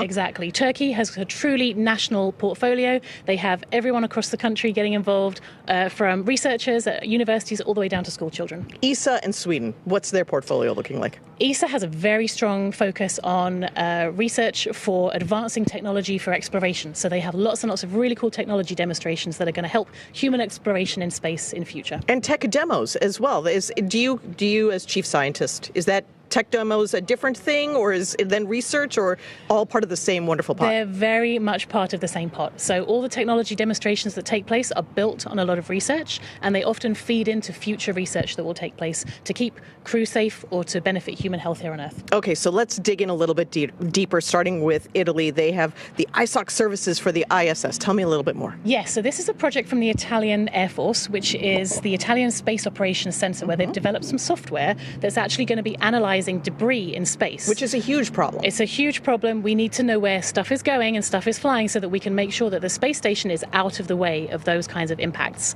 So that software is also going to be doing some space weather forecasting to help keep crew safe in future. Space weather forecasting? Yes. Looking at different kinds of space weather from solar flares, for example, that can actually release damaging radiation that can not only damage human cells, but can also damage the electronics in a spacecraft. So you want to avoid that when you can. Makes sense. Beta amyloids aggregation updated. Yes. This is about Alzheimer's research. Exactly. So beta amyloid is a protein that aggregates together. It forms clumps. It forms amyloid plaques that are found in the brains of humans with Alzheimer's. If we can understand how those aggregates form better, which we can use microgravity to really investigate that, then we can gain insights into Alzheimer's disease and how this terrible neurodegenerative disease can form, or potentially how we could even treat it. And you talked about that weather forecasting, which is part of radiation. That's a big part. So briefly tell me about the Italian portfolio with radiation research. Exactly. So they have got some light ion detector hardware that they have built that is going to be analyzing the real-time radiation risk from this kind of space weather. And we also have some companies that have got some advanced materials that they've developed that is designed to shield from some of this radiation in future. Okay, let's talk about the country of Turkey's research portfolio, the Turkish Space Agency, otherwise known as TUA.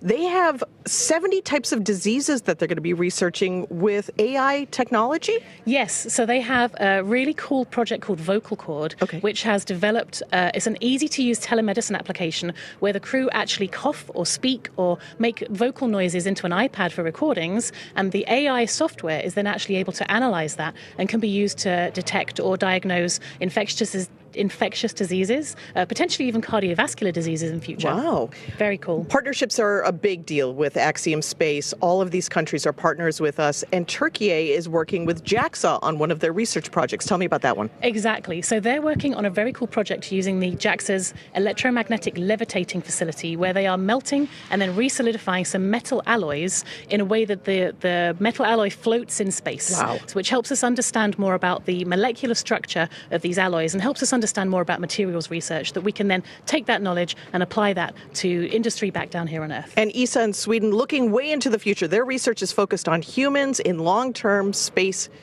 situations. Tell me about their research projects.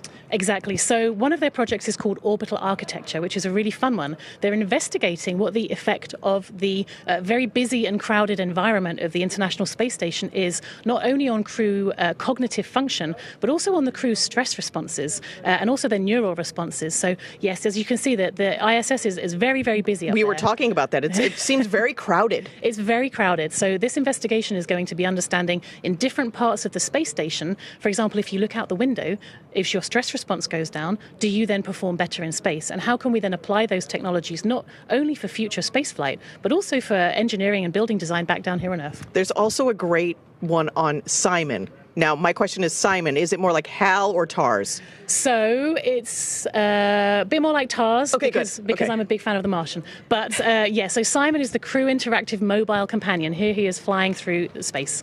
So this is an AI-guided tool that is free flying on station that can help crew with tasks while they're up there. So it's actually going to be helping Marcus do a physical sciences investigation for ESA while he's up on station. Awesome. Thank you so much, Lucy. And I look forward to hearing about the post-experience and post-mission research findings. Thank you so much. Always fascinating. Back to you all at Hawthorne. John, how's it going out there?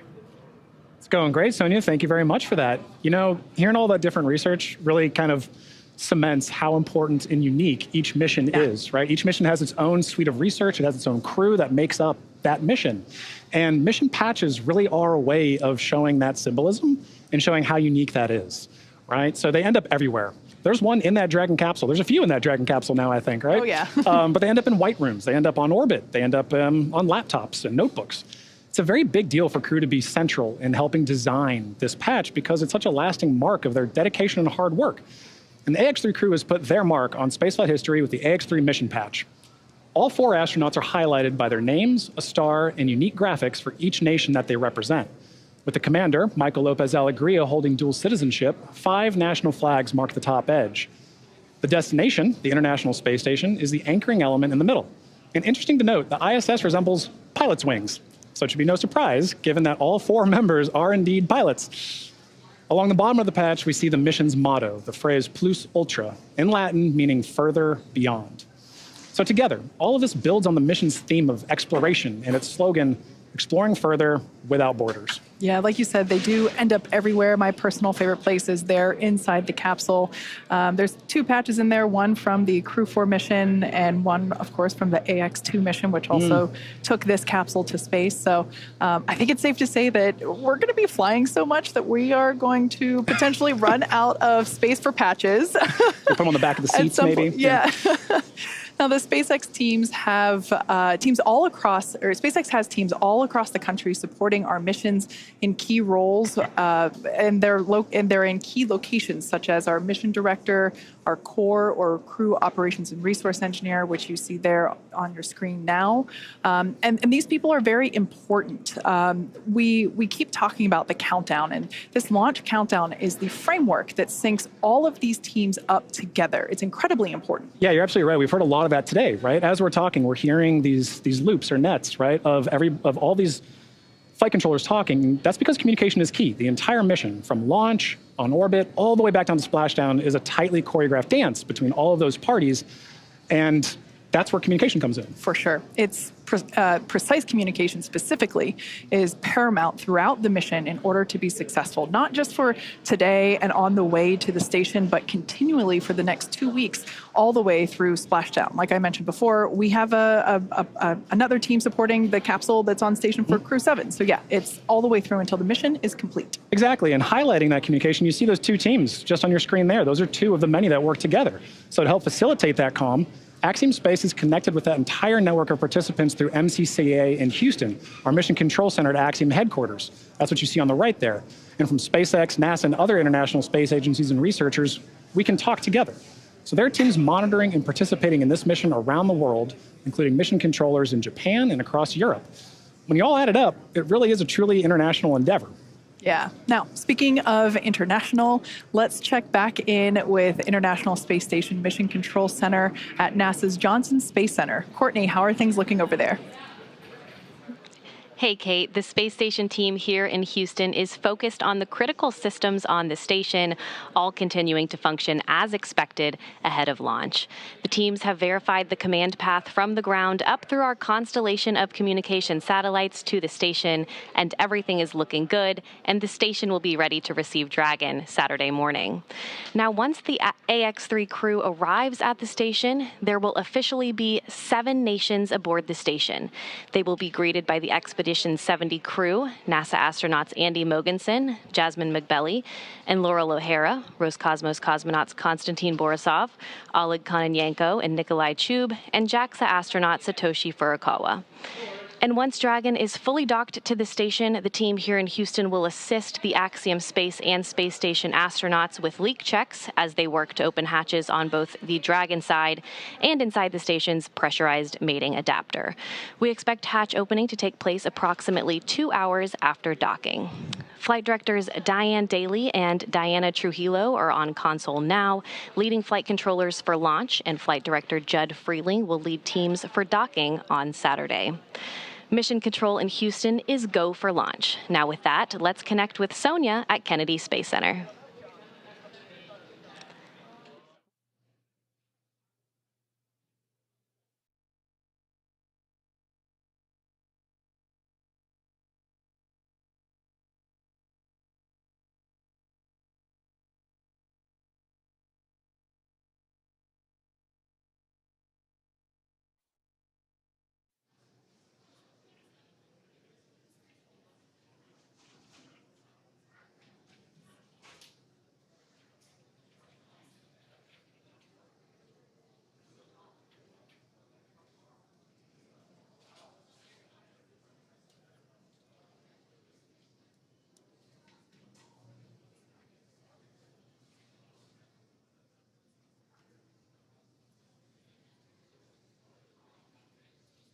All right, for those of you that have recently tuned in, we are now within 20 minutes until the launch of AX-3 to the International Space Station. Officially, T-minus 18 minutes on the dot.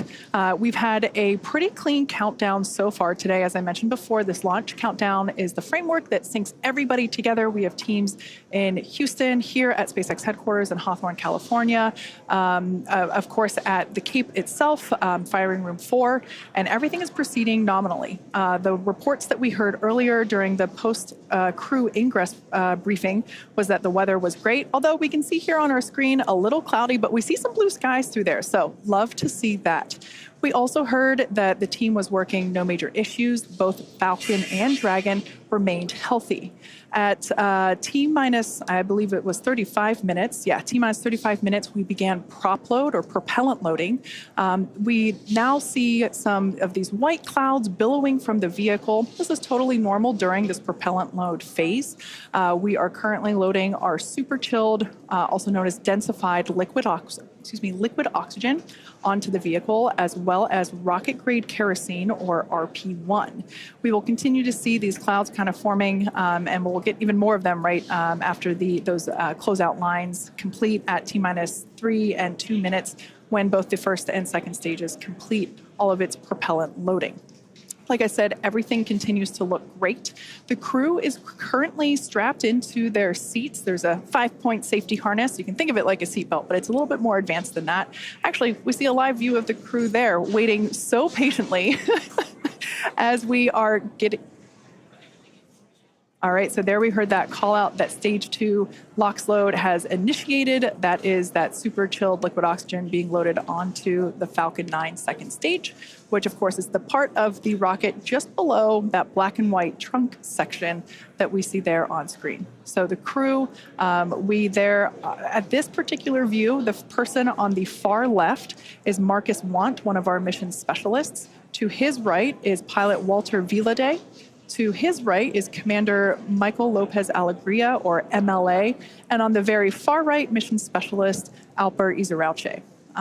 Fun fact for today's flight, it is the first time that we have a repeat flyer on Dragon. That's Commander MLA. He flew on the Axiom 1 mission, and it's so exciting to see him flying once again in Dragon today. He's pretty much an expert at this point. Yeah. All right, well, thank you for that update, Kate. And now for an update from Sonia Gavankar-McKay at Kennedy Space Center with Deputy Administrator Bill Nelson. Thanks so much, John. I'm now joined by NASA Administrator Bill Nelson. Thank you so much for joining us. We're so very close. NASA has so many decades worth of great relationships in the private sector with the commercial sector. Is this a winning strategy for the future? I know NASA is looking now further than LEO into going to the moon and even further. What does this look like going further, and what are we building on? It's the new era of the golden age of space adventurism. We go back to the moon, for example, not only with our commercial partners, and the 2 landers will be built by commercial companies, but we also go back to the moon with our international partners. Right. And that's quite a difference from a half century ago when we first went to the moon. And that's the way that our space flight is in low Earth orbit as well. Look at the international cooperation on the space station. Look at now the commercial operation on the space station as evidenced by this flight here today. This moment really is that culmination of that international partnership, private, commercial, all of these things building on each other. How important is this for NASA to develop these commercial partnerships and across varying fields? I mean, Axiom Space, of course, building the Axiom Station. We're working on the suits that'll be worn on the moon by the Artemis crew. How important are these partnerships for NASA? Well, it's essential. We want to get out of low Earth orbit. We want to go and explore the cosmos.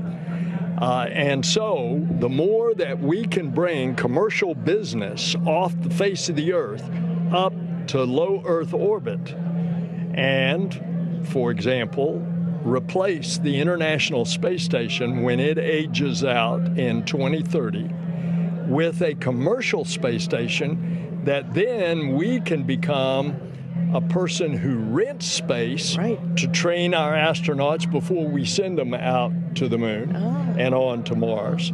Or the business aspect, pharmaceutical research, pharmaceutical production, all kinds of different research utilizing the properties of microgravity in space. So you're seeing the Axiom station as an expansion of the area that is available to do this work, and this dynamic shift between NASA and organizations like Axiom Space really offers something new to the landscape. This really is the next golden age, isn't it? Well, and Axiom is one of several that are now, with incentive money from NASA, building their concepts of a space station for low Earth orbit. And I am certainly hopeful that they are going to be successful, and that increasingly as they do research in space, they're finding out that there's a business case in order that they can actually have a profitable business. Well, that's what we're looking forward to, and we're looking forward to just this great moment as we build these partnerships, these relationships. Thank you so much for having us here and for being part of this broadcast and sharing this wonderful moment for all of our organizations, SpaceX, Axiom Space, NASA, working together as usual, right? Thank you so much. Thanks so much, Senator. Thanks for joining us. Go AX3. Go AX3, that's right. As we charge towards terminal countdown to launch, Michael Lopez Alegria, today's commander, has a special message for his crew. Let's take a look. Man, I am excited. We are getting very close. As we get to these last few minutes, I want to make sure we take a second to thank the training teams that got us here, that prepared this very professional team of astronauts to go to the International Space Station on this very historic mission. First, the NASA teams, both at Johnson Space Center in Houston and at Marshall and Huntsville, Alabama.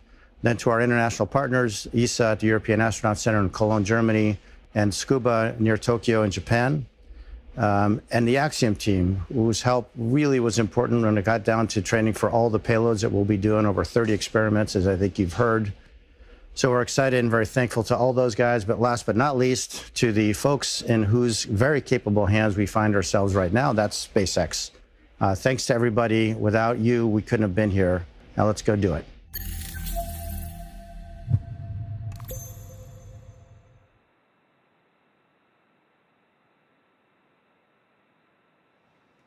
Great view of our AX3 crew there, strapped in and ready for liftoff just over 10 minutes from now. Dragon SpaceX, confirm crew displays are configured for launch.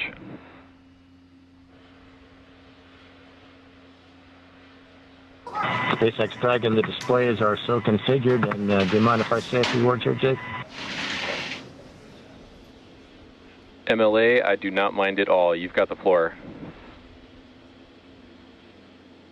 So first I want to thank our partners who had the vision and the conviction to help Axiom open access to humans to low Earth orbit, and they are the Italian Air Force and its various ministries of its government, the Space Technologies Research Institutes of Turkey, TÜBİTAK, and the Turkish Space Agency and its ministry, as well as the Swedish National Space Agency in tandem with ESA.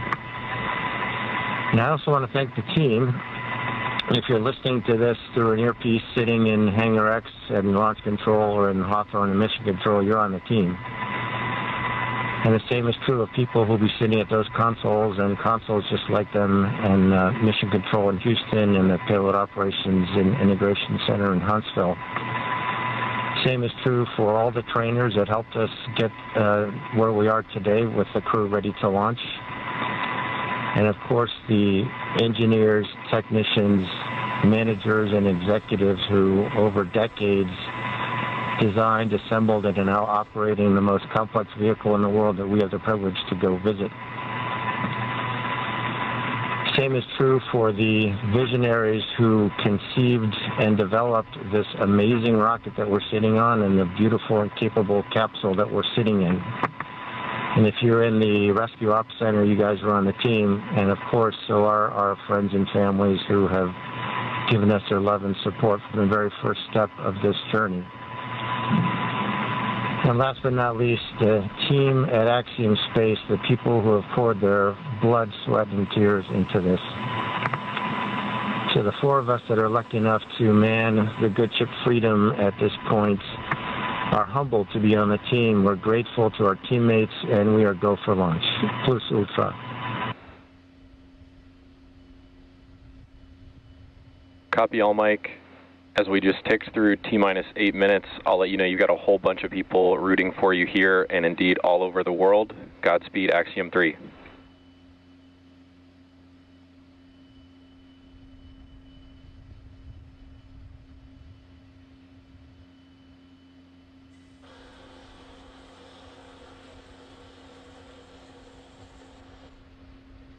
Some really nice words there coming to us from Commander Michael Lopez Alegria. We are now approaching 7 minutes until liftoff of the AX-3 crew. The next event that we'll hear is that Stage 1 engine chill has begun. Engine chill has started. And just on time, that call out tells us that we are now flowing a little bit of the super chilled liquid oxygen through the engines, through those turbo pumps to help bring the temperature down of that hardware. This helps us to reduce any chance of thermal shock whenever the full flow of that super chilled liquid oxygen flows into the engines.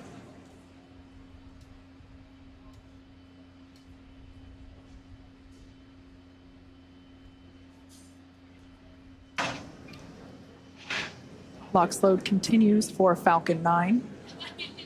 We're fully... Stage 1 RP1 load is complete. So good call-outs there that we have completed loading RP1, which is a highly refined type of kerosene on board Stage 1 of Falcon 9. You've got that great view on your screen. As we mentioned earlier, Falcon 9 is an RP1 and liquid oxygen fueled vehicle, so LOX fueling continues on the vehicle on both the first and second stage.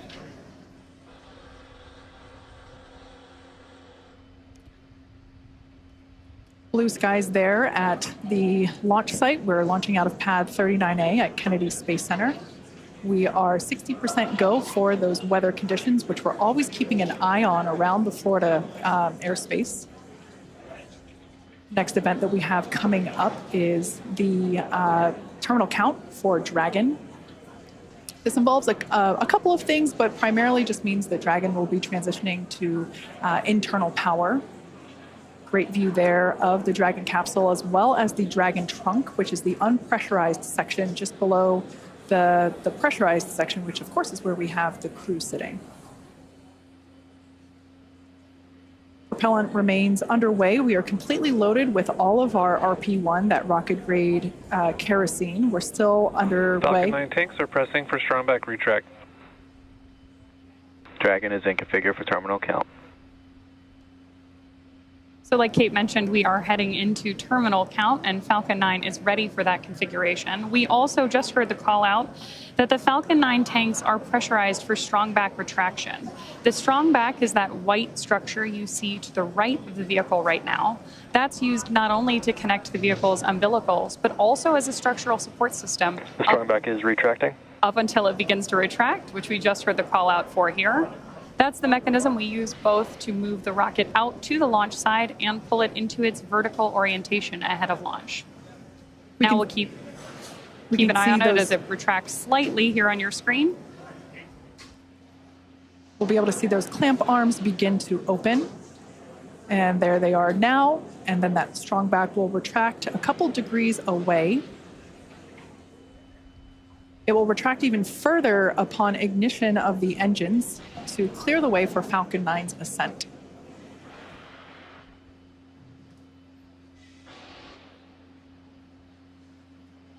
As I mentioned before, RP1 is completely loaded onto the vehicle. We're still loading liquid oxygen onto the first and second stage. And obviously some happy cheers as the crowd is growing outside of Mission Control Hawthorne, as you see there on your screen. It's always awesome to have an astronaut launch, but especially one during the day.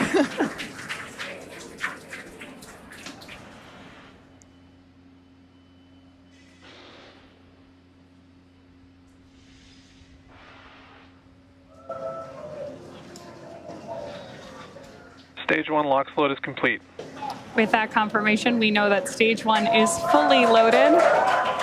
Team is thrilled to hear that news behind me.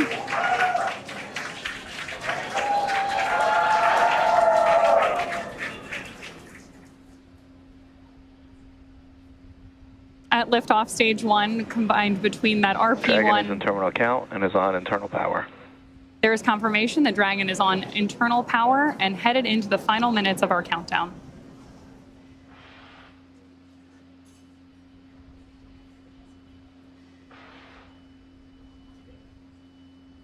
As I was saying earlier, at liftoff, Falcon 9 will be burning nearly 700 gallons of fuel per second.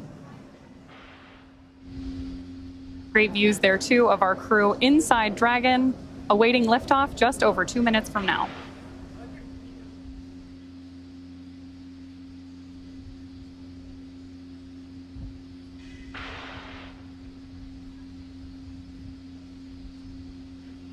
We're now standing by for completion of LOX load on the second stage. Just topping off. And there's that call out. And more cheers from our crowd here at Hawthorne, California. Dragon is in auto idle. Confirmation there that Dragon is in auto idle. Wow, great view of 39A on your screen right there as we head toward launch. Gas closeout has started. Expect loud venting. Call out to our crew there that loud venting is expected.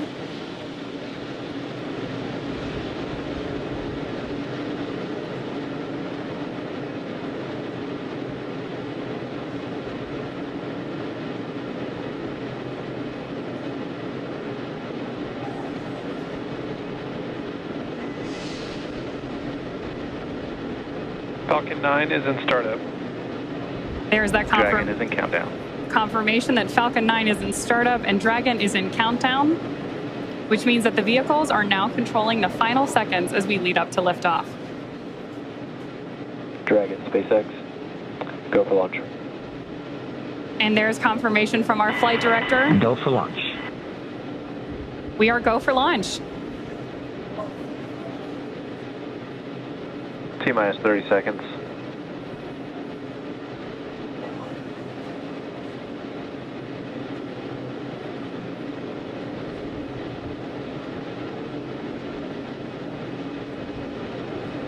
T-minus 15.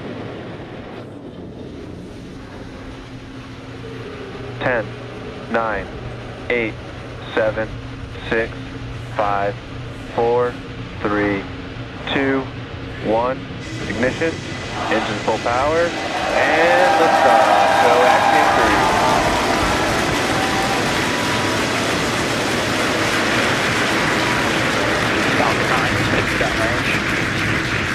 3. Further beyond, opening the door for more to follow.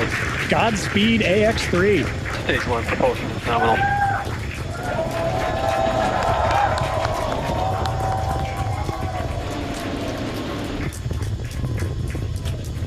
Of course, if you are just joining us, this is the launch of the Axiom 3 launch to the International Space Station. Those incredible views on your screen, and there's our first shot of the AX3 crew inside Dragon on ascent. Now, in just a few seconds here, we should hear the call out that Falcon 9... power and telemetry. Stage 1 throttle down. There's that call out that Falcon 9's engines are throttling down to help us pass through the period of maximum dynamic pressure during ascent. Max Q. There's that call out for Max Q. Falcon 9 is supersonic. And that Falcon 9 is going faster than the speed of sound. Now, at this point, we will begin to throttle Falcon 9's engines back up. Stage 1 throttle up. There's that call out for mission control as well, as our AX3 crew continues on their way to space.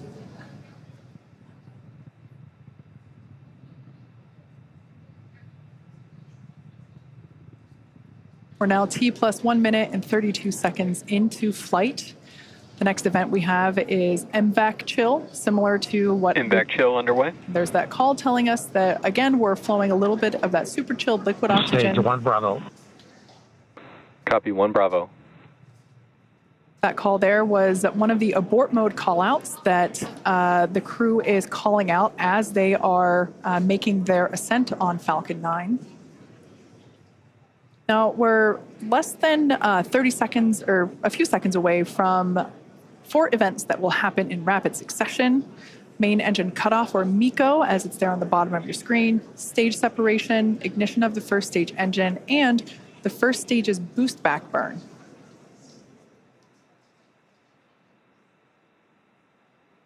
Stage 1, throttle down. That call telling us that the engines are beginning to throttle down. MECO. Stage separation confirmed. SpaceX Dragon 2 Alpha. Some loud cheers here as we can see that the Stage 1, boost back startup. first and second stages have separated. A beautiful view there. The brighter light is the second stage under power of the MVAC engine. That first stage booster is now heading back toward the Florida coast. One thing I love about daylight launches is we're going to get some amazing views. We should be able to see the Space Coast come back into view as the first stage gets closer and closer to landing zone 1.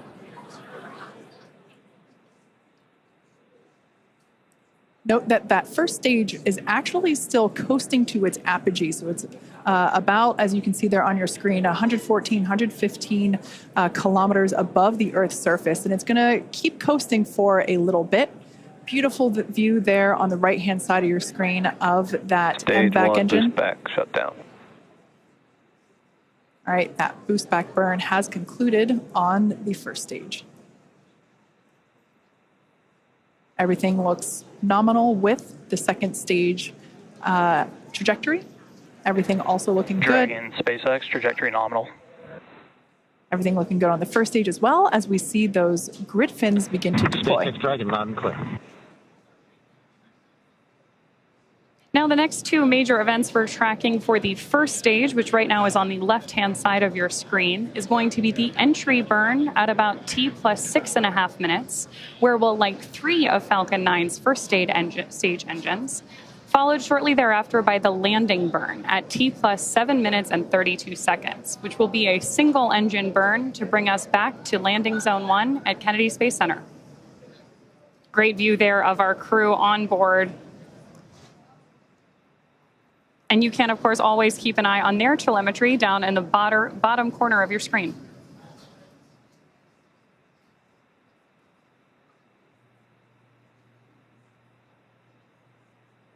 At this point, we should be just about 1.5 minutes away from that entry burn start. SpaceX, trajectory nominal. Good call-outs there that we continue on a nominal trajectory with Dragon. SpaceX Dragon, we copy. And acknowledgement from the crew. These are incredible views on your screen right here. Again, the left-hand side of your screen is stage 1, making its way back to Florida. And stage 2, you see that MVAC engine burning, taking our AX-3 crew to orbit.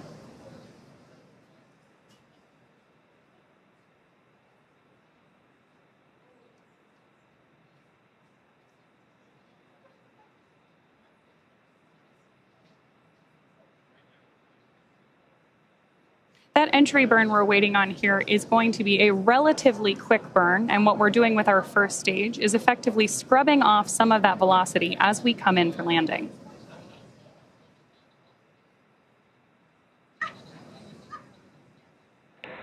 Dragon, SpaceX, trajectory nominal. That's a nominal trajectory for Dragon as we continue to orbit. Dragon, we copy. Again, confirmation from the crew. And we are expecting about 2.5 more minutes from that second engine burn.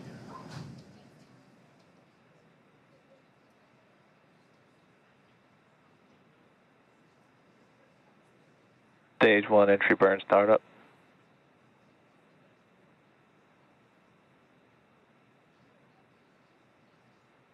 Stage 1, entry burn, shutdown.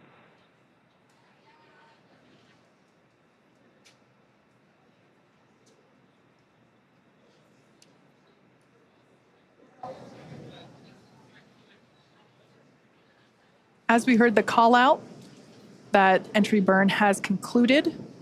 The next burn will be the landing burn. As I mentioned before, we're heading back to landing zone 1. We're going to come through the clouds right now. Dragon, SpaceX, trajectory nominal. Everything continues to look nominal for SpaceX Dragon, we copy. For the second stage there on the right-hand side of your screen. These views really are breathtaking. Such clear, crisp views of both the first stage on the left and the second stage on the right. Right through with these clouds should be our first view. Once again, there it is. Just like magic, we see landing zone 1. Crowds cheering here at SpaceX Mission Control Hawthorne as we tune in to see if we stick the landing.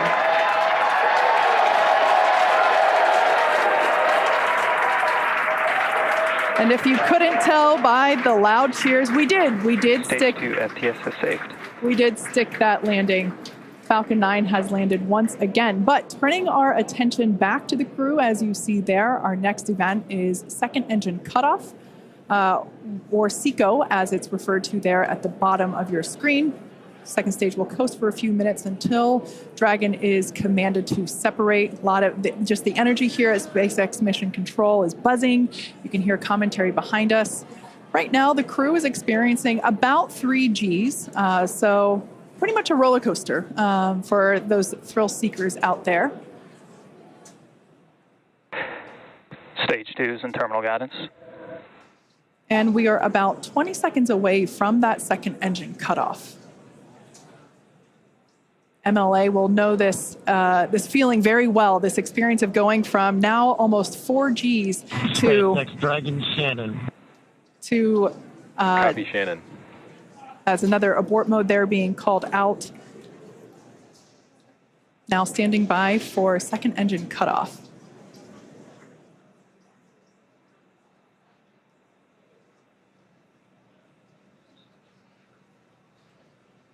Invex shutdown.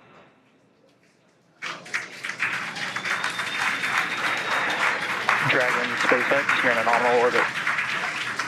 There we heard those call outs of second engine shutdown and nominal orbital insertion. Launch escape system disarmed. And the disarming of our launch escape system. That, of course, means that our AX-3 crew is getting their first experience here in microgravity.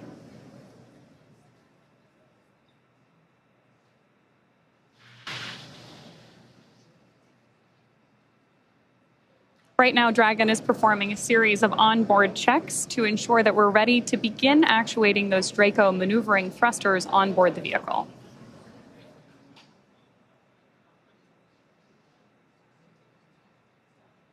Now, as we prepare for Dragon separation, we should have a great camera view here in just a couple of minutes. Oh, wow, and beautiful views of the Earth, and our MVAC engine up there in orbit as well.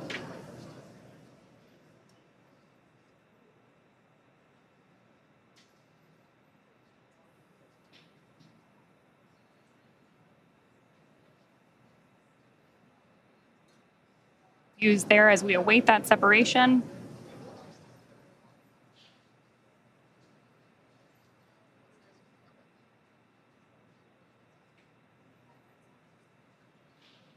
Absolutely incredible images that we are getting back from up in space as we await Dragon separation in just about a minute.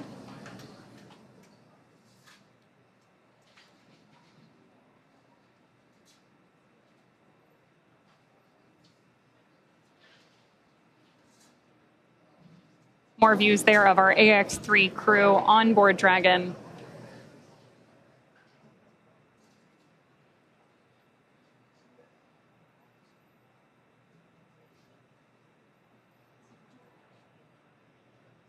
We are now just about 30 seconds away from that anticipated Dragon separation.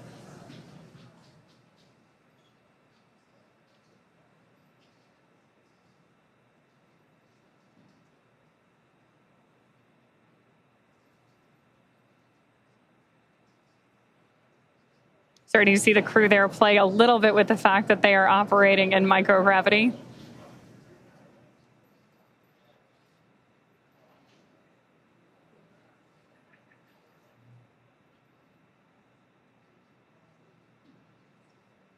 And a great shot of mission control here in our headquarters at Hawthorne, California.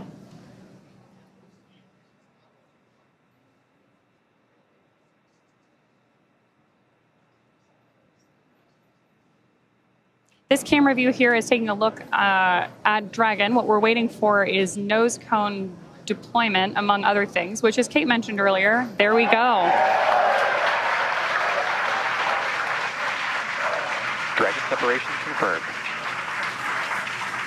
As you can see, Dragon has separated from the second stage. A pretty cool view here looking up at the heat shield that will return the AX-3 crew back to Earth in just about 2 weeks. So this is our first view of AX-3 flying free.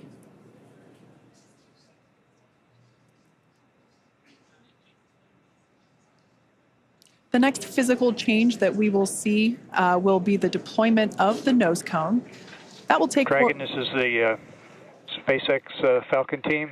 We want to congratulate you on a great ride to orbit. I think you're demonstrating the ultimate in reuse, a reused Commander, a reused Dragon, and a reused Falcon. Or maybe flight experience is a better word. Enjoy space. And Axiom 3. Y'all, Durst, and as I was saying, it's a team sport. Thank you, guys. And Axiom 3, this is your launch director here. Walter, Alper, and Marcus. Congrats, welcome to your first flight on Dragon. Mike, on the other hand, welcome to the Dragon Frequent Flyer Club. I imagine you'll have enough miles to qualify for platinum status after this flight. Godspeed, Axiom 3, cheers. Mark, thanks to you and your team. We're very grateful up here. So some back and forth between the AX-3 crew as well as AX-3 Chief Engineer Bill Gerstenmayer, who, oh, I heard the ping. That is our first Quindar tone of AX-3. Fun fact, Bill Gerstenmayer was actually chief engineer on AX-1, which is the mission that MLA was also commander of. So if you want to talk about reuse, we also have some reuse on our side as well. We also heard some nice words from launch director Mark Soltis. So just some really nice communication from both the Falcon team and the Dragon team to the AX-3 crew. And with that, our AX-3 crew is in orbit and on their way to the International Space Station. Obviously, great views of the crew there. And now mission control, again, that's... SpaceX Dragon. Jake, any chance you could encode one of the centerline cameras? We could watch the nose cone. The crew's getting right into it. I love it. Dragon, we copy on the request.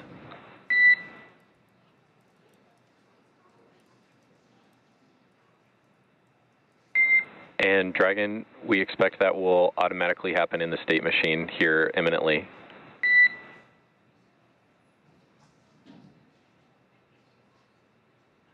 So with that, we are going to throw it back over We see Hooks still traveling. Okay, we stand by.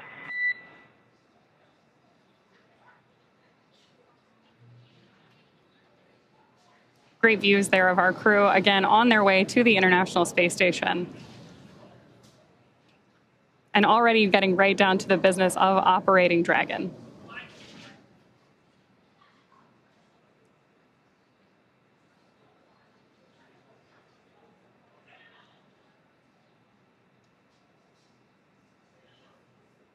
You can still see a huge number of our team gathered behind mission control. Dragon SpaceX, we see nominal dehumidifier activation and service section Draco checkouts. And confirmation that we're getting nominal checkouts of those Draco thrusters on board Dragon. Copy, Jake. And for your awareness, we have visors open, crew are well, feeling well. Copy, great news.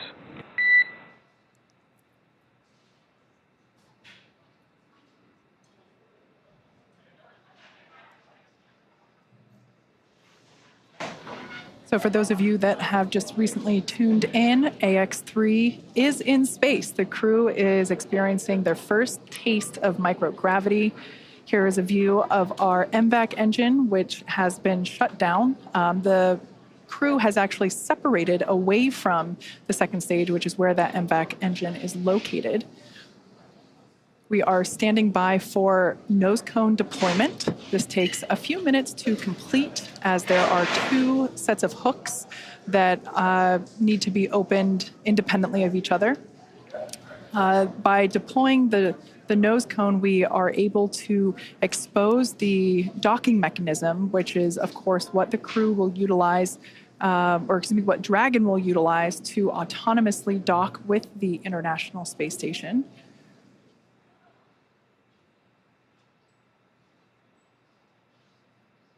Overall, it was a pretty smooth flight all the way through countdown to liftoff. We're now approaching 17 and a half minutes into flight.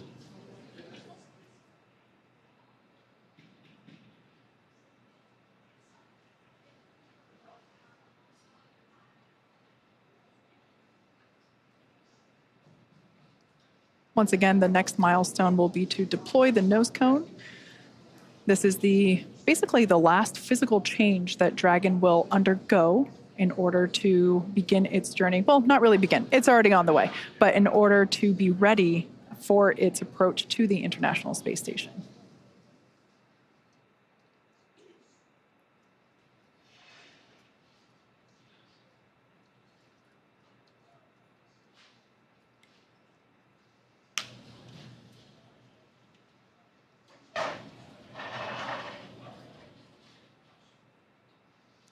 All right, so it's hard to see at the moment because the camera is still close to the hardware, but this is the nose cone opening.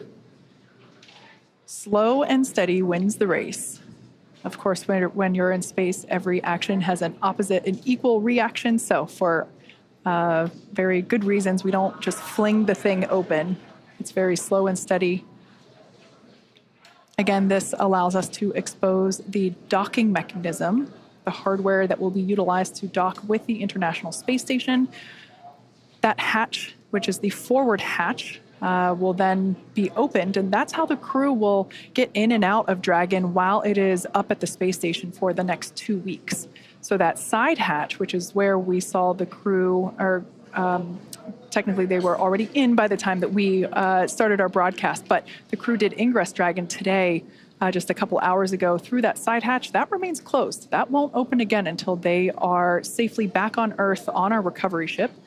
So this nose cone that we see here slowly being opened is basically opening the first part of a multi-system door for them to get in and out of the International Space Station.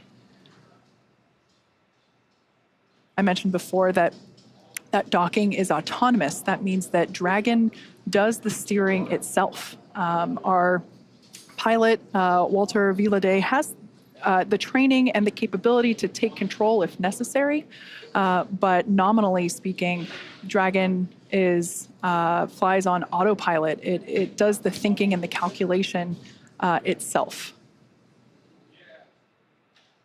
which at the end of the day is ultimately much safer than human steering, as there's more that humans are prone to error because we are human. So that's a live view there of SpaceX Mission Control Center here at SpaceX headquarters in Hawthorne, California. It is in the middle of our workday, so of course, many folks have returned to their positions, their desks, their job, and they are continuing to do what we do best, and that's build spacecraft and rockets and send people to space, just like we have done today. So with that, let's check in over with Courtney, who is standing by at the ISS Mission Control Center in Houston. Courtney, how are things looking over there? It's over to you. Hey, Kate, everything is great. What a beautiful launch today. And with today's successful launch of AX-3, the teams at NASA's Johnson Space Center will be monitoring Dragon's flight to the International Space Station over the next 36 hours. NASA's role in this journey really kicks in at a period called Integrated Operations, where Dragon is much closer to the station. At this point, NASA, SpaceX, and Axiom Space teams are all in lockstep to get the crew safely docked. The teams here are preparing for a docking docking of AX-3 to the station on Saturday morning.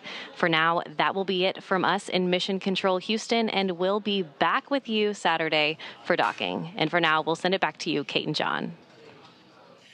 Thanks, Courtney. And we did hear that we had nominal opening of the nose cone, so that is great news. Yeah.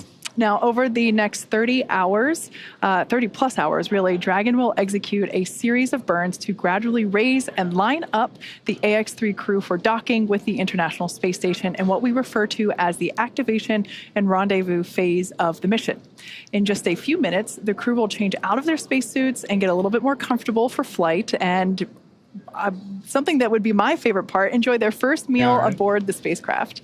Over the course of their flight, they will have a rest period that will last for about 8 hours. Before they arrive at the space station, we will have 2 potential opportunities to chat briefly with the crew on orbit, one around 3:15 p.m. Pacific and another around 6:20 p.m. Pacific. Dragon SpaceX, environments look good for suit doffing, and the cabin camera is soon to be configured. Your go for suit doffing. Copy. We'll put 4.012 in work. All right, so that call out there just saying that the crew is clear to take off their suits. As I had mentioned, they're able to get a little bit more comfortable for the upcoming journey. Now, we were talking about some on-orbit opportunities to chat with the crew. While we are hopeful that one of those opportunities will work out, neither opportunity is guaranteed, as they are unfortunately dependent on both crew schedule and ground station coverage. However, if we are able to support, we'll make an announcement on our social media channels no later than 15 minutes before the event start time. In the meantime, be sure to keep tabs on the mission at axiomspace.com, and you can also track... And Dragon cameras are external.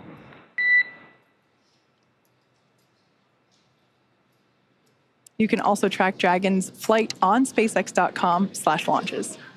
Right, like you mentioned, Kate, even if we aren't able to talk live with the crew, we will continue to provide updates on the mission across our social media channels.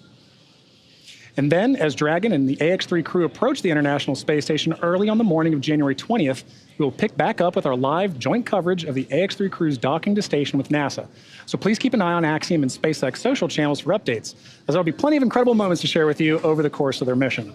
So from all of us at Axiom Space, thank you SpaceX, thank you NASA, and thank you for tuning in. This is just the beginning, and we hope to see you soon.